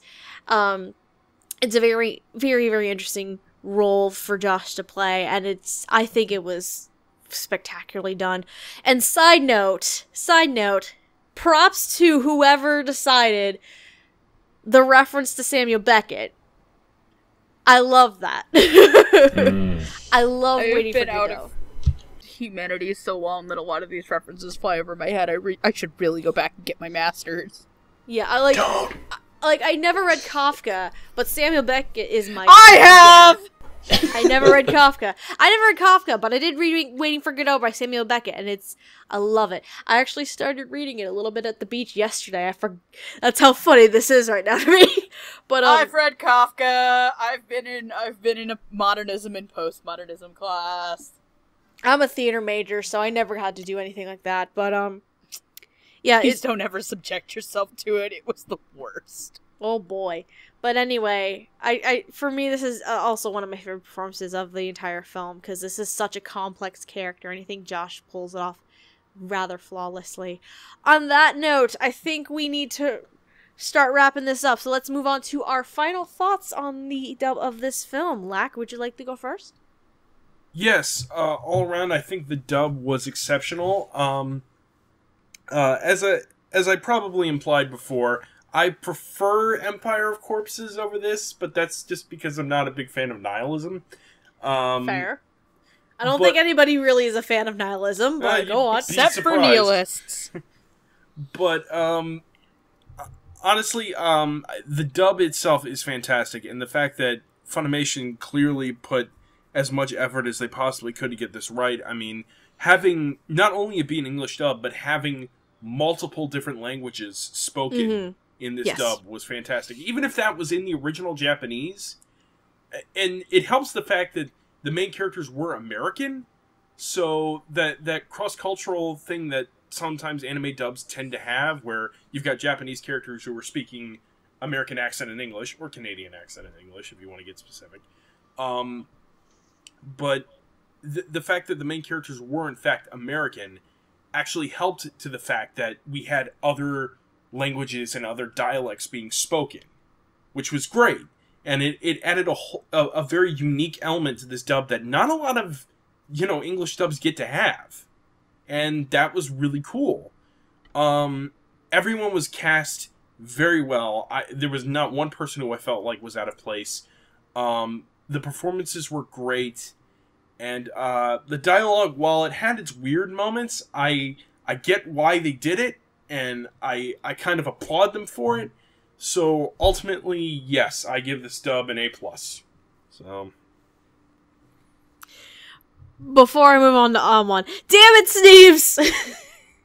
I just checked Twitter, and my notification, tonight's Dub Talk podcast recording, he retweeted basically this sign, this billboard sign that says, "Hell is real."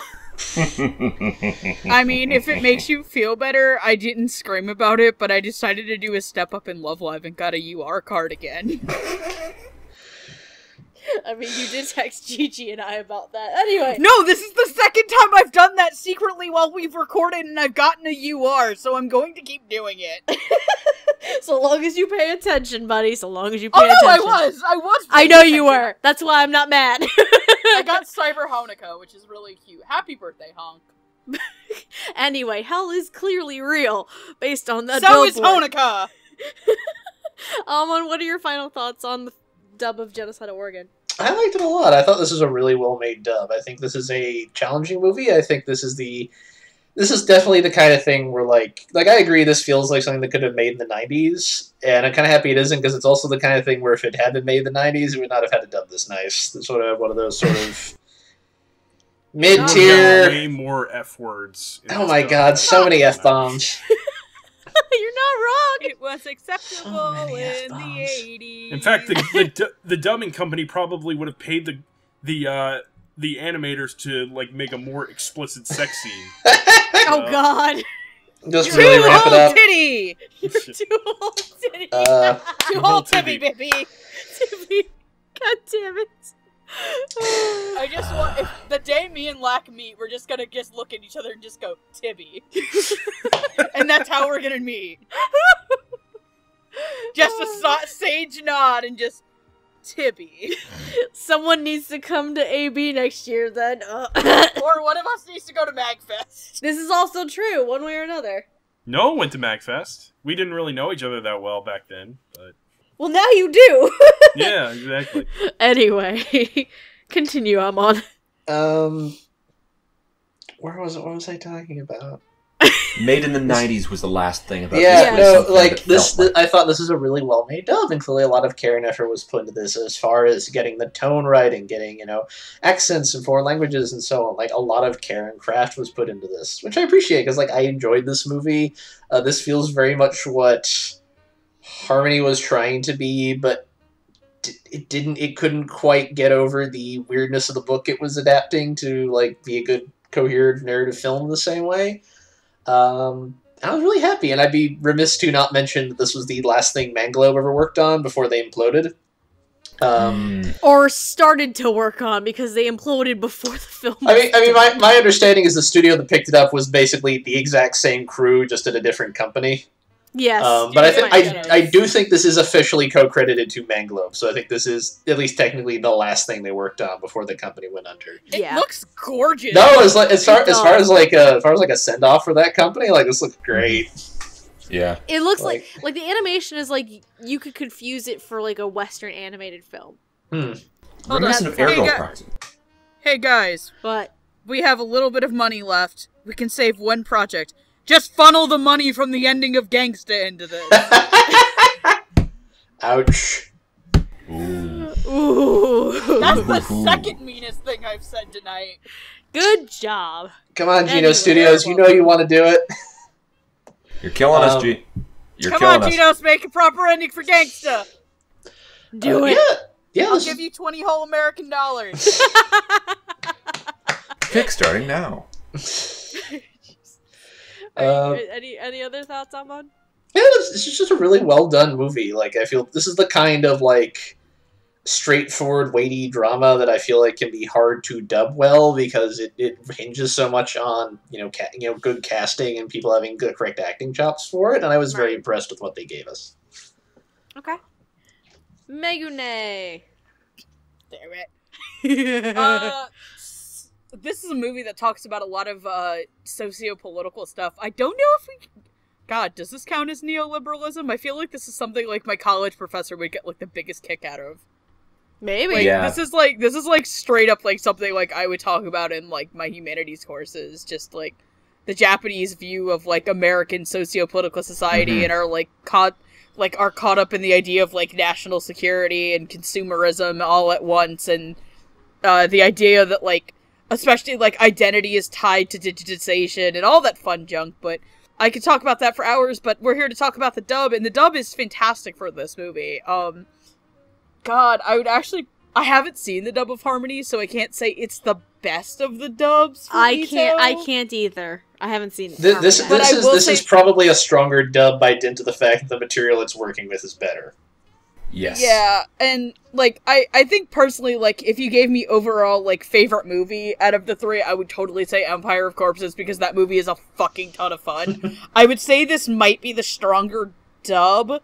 I think the accent works a little bit tighter. I think that, just by the nature of the movie, there's a lot more tightness that's around. Not saying that the Empire of Corpses dub is bad at all. In fact, it's quite the opposite.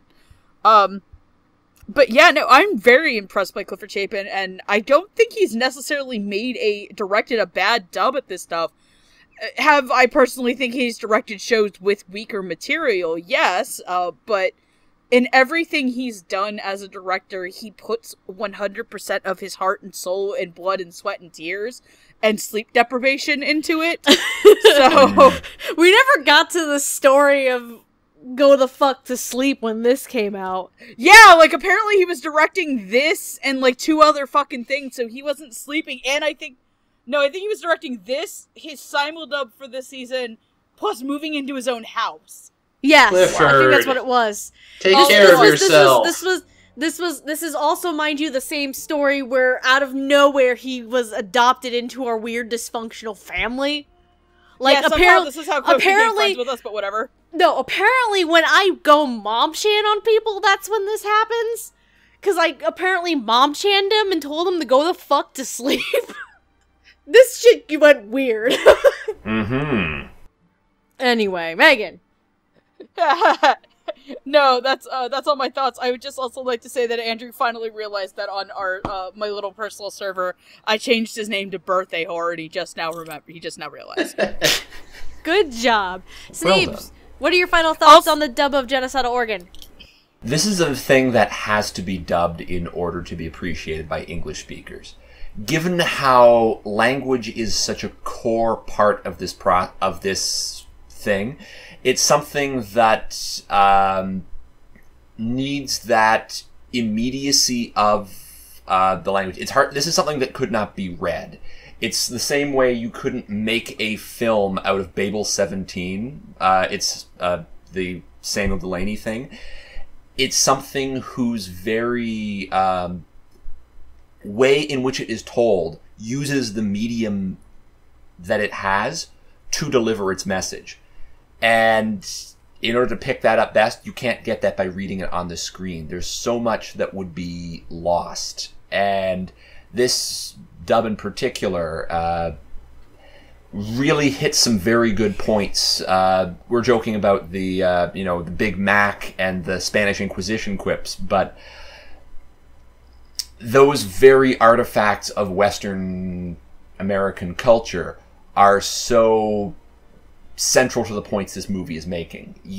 I don't think you could watch this in sub and get much out of it as an English speaker. This needs to be dubbed. It is very much a critique of American foreign policy, and I have nothing else to say than, what is the ugliest part of your body? It's your mind. Thanks, Frank. Oh boy. I guess that leaves me. So, like I was saying at the start when talking about Cliff as a director for this is probably the most complex, mature, and dark in terms of themes project that I've ever seen him direct thus far. And since honestly, because again, I'm very curious to see him at some point going back to such heavy material as this, because there are very, very strong philosophical and political themes in this film that I think lose their meaning and their complexity if the dub was not handled properly. So, given that, I think the performances are outstanding and well done. The writing, even with some of the changes in the adaptation, the Spanish Inquisition thing, given with those changes, they're actually, the changes are done in a good way to the point where you wouldn't notice it. And it just seems like it flows right into the story rather naturally. So, I really, really enjoy this film a lot. The film's story itself is not generally what I'm used to, what I normally get into. Sci-fi usually is one of the weaker genres that I have a hard time getting into. But given the complexity of this story and how well done the English dub is, I managed to get into it very, very well. And I think it's honestly, from last year in terms of films that were released, it's definitely up there for me as one of my favorite films from last year that got released. And so I have to give kudos to Cliff and Deborah and the cast involved in this project, because oh boy, this is certainly a very interesting ride, and it just piqued my philosophical existentialism brain. Because when I was in a philosophy class in my undergrad program, the one section that caught most of my interest was existentialism, and this just screams a good amount of it. So I might have to go back and read some Jean-Paul Sartre right now, Cause, oh boy. I want to take a John Paul's Napanee right now. Oh, me too. Again, if you like your existentialism like I do, go read Jean-Paul Sartre's No Exit. It's a fantastic, fantastic play. Yes. Anyway, I think on that note, we are good for the night. Unless anybody else says anything else. For book recommendations as well, Dave Grossman's On Killing, The Psychological Cost of Learning to Kill in War and Society, is a good complimentary reading for this. And I realized I have become the guy who gives book recommendations in a cartoon podcast. God, what have I become? Still, it's a good read. Hey, Amon. Yeah? You got a dusty old song for tonight? Oh, do I? Do you want to give it, or do you want me to just start going into the outro? You want to give it? I can give it. All right, what do you got? So the book this is based on was originally published in 2009, which I think, particularly with the way it views like kind of American capitalist culture and this obsession with security, feels very timely. So I thought I'd pick a band from around then that I enjoyed highly that seems to have that same mood to it. I'm going to recommend anything from the first album by the Secret Machines. Their first album is called Now Here Is Nowhere. They're a very good band from Austin, Texas, who I thought should have been really big, and no one cared about them except me. It's very sad. If you want a particular song, I would recommend First Wave Impact. Okay. Good to know.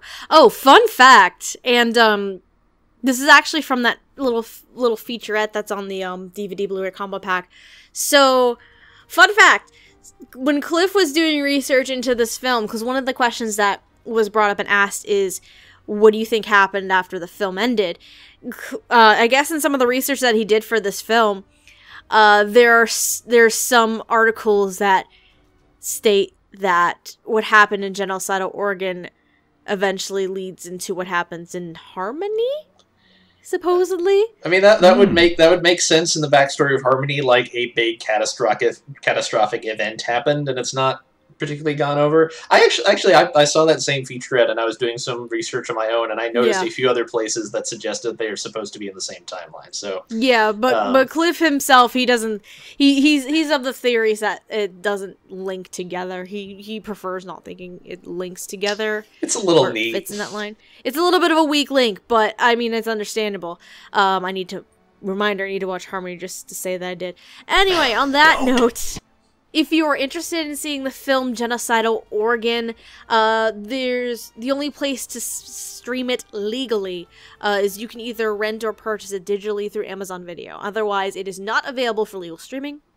The only other way to see the film is through the Blu-ray, DVD, ultraviolet copy set from Funimation Entertainment. Thank you, Lilac, for that ultraviolet copy. I provided like 5 goddamn ultraviolet codes to people for this film.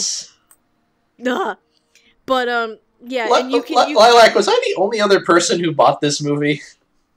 I feel like you. Well, no, Sneebs had to buy it. That's right. Sneebs had to buy it because after we recorded Napping Princess, I tried giving it to him, but apparently it doesn't work in Canada. So what I did was I was a good citizen and engaged in the capitalist structures of the world around me to prove that I am a healthy member of the nation state. Good night, everyone. God bless. Yeah, the only other way aside from streaming it through Amazon Video is through the physical release, again, from Funimation. So, you will more than likely find this at your local retailer, wherever you find your anime DVDs and stuff like that. It's funny because, what was it? Amon, remember when we were at Anime last year? And we went to Bull Moose? Yep. And I found that random copy of Genocidal Organ out of nowhere? Yeah. You remember that? Yeah. That was great. So yeah, you'll probably find it like your local Best Buy. I doubt your Walmart would have it.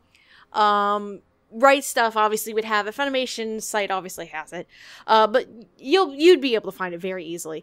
If you are interested in anything that we do here at Dub Talk, of course, the best way to keep following us is through our YouTube channel. You're already kind of here, so feel free to just subscribe here. We put up new episodes every week, sometimes twice a week, depending on what's going on.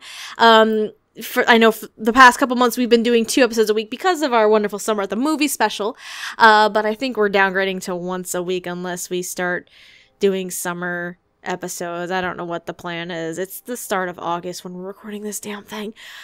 And let's see. And we also are on Twitter, Tumblr, Twitch, and Instagram, all at dubtalkpodcast. And if you really like what we do here and are great people and want to help support us in another form or fashion, we do have a Ko-fi, a coffee account, if you wanted to support us in that kind of way. And if you do, we do greatly appreciate it. As for any of the individual people here, if you want to know more or see more from us, of course, my name is Stephanie. I am on Twitter at Like Anime Review, where I just post daily life and all the crap that goes with it. If you wanna follow anything that Megan does, she is on Twitter at QueenEra2, where she shitposts for half the goddamn day. Yep. If you want to follow anything that Amon does, he is on Twitter at AmonDuelUS, where he'll occasionally post more Dusty Old songs, as well as fun other little things here and there. You like old comic books, kids? I got your number. Woo! Lack, you can follow him on Twitter at LackTheWatcher, where he just, I don't know what he usually posts. He's sometimes quiet over there, but... Yeah. Yeah. Trying to get back into anime reviewing and voice acting, so, yeah. Woohoo! And then Sneebs, of course, on Twitter is Uncle Azrael, where he's more of the intellectual and existentialist and philosophical brain that will tweet pictures of billboards that say hell is... What is it? Hell is real? Hell is other people. Hell is and other by that, people. I mean the extended family. Correct. True facts. But I think otherwise than that is it for us tonight. So thank you so much for tuning in to the season finale of Summer at the Movies, and to listen, and if you've been listening and following us to Summer at the Movie, listening to Summer movies in general, we thank you so much. It's been a fun summer. And if you like those Summer at the Movie episodes, let us know, and we might come back for a third season next year in 2019.